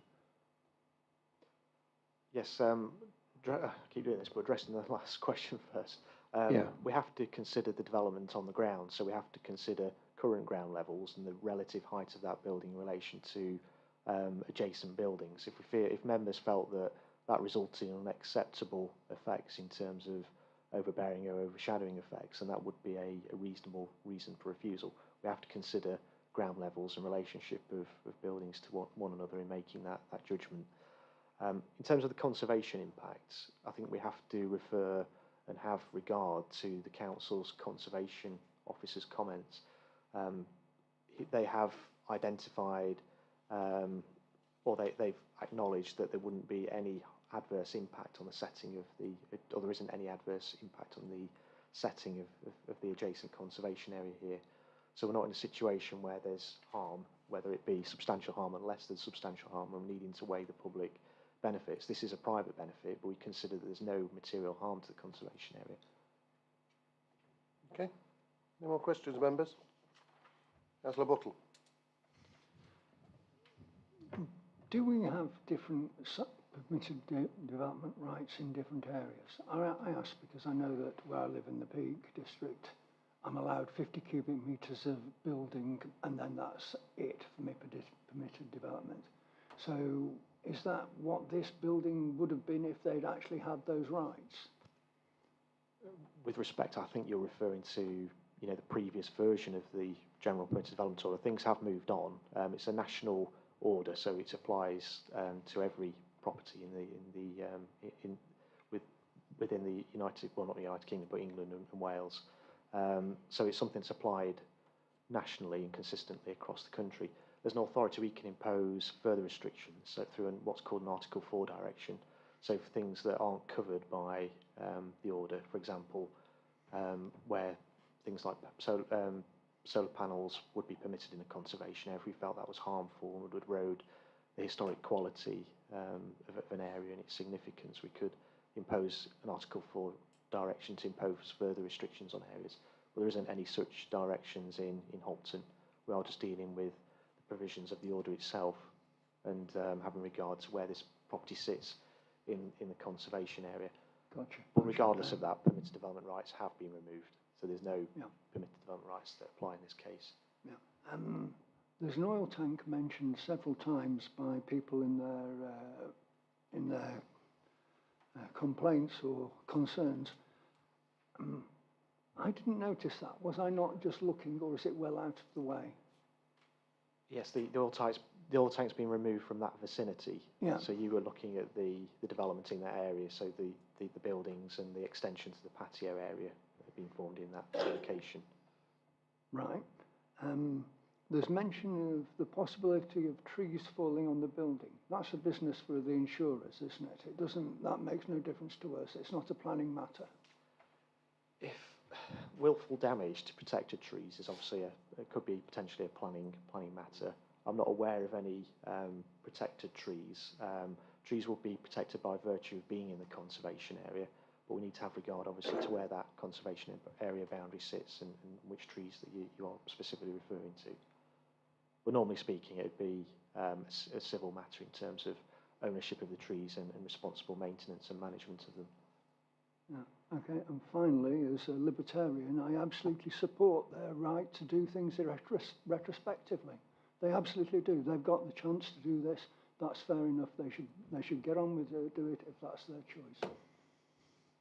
Thank you very much, Councillor Buttle. Nobody else down for questions, so I'll move into debate. Councillor Purdy. Well, I'm sorry, I can't agree with that comment, Councillor Buttle. Planning law is planning law, and if we allowed everybody to go ahead and do what they want, where would we be? Sometimes I've just wondered. Sorry, back to track. If this was an application not retrospective, would we approve it? I suspect we would. If we are to refuse this, are we to expect the buildings to be demolished? Is that a draconian step? It is a draconian step. The first raison d'etre of planning is to approve unless there are material grounds for refusal. So we see no material grounds for refusal. Referring to Ms Jones' comment about it was initially reported to our authority, I can only apologise as leader if it wasn't picked up.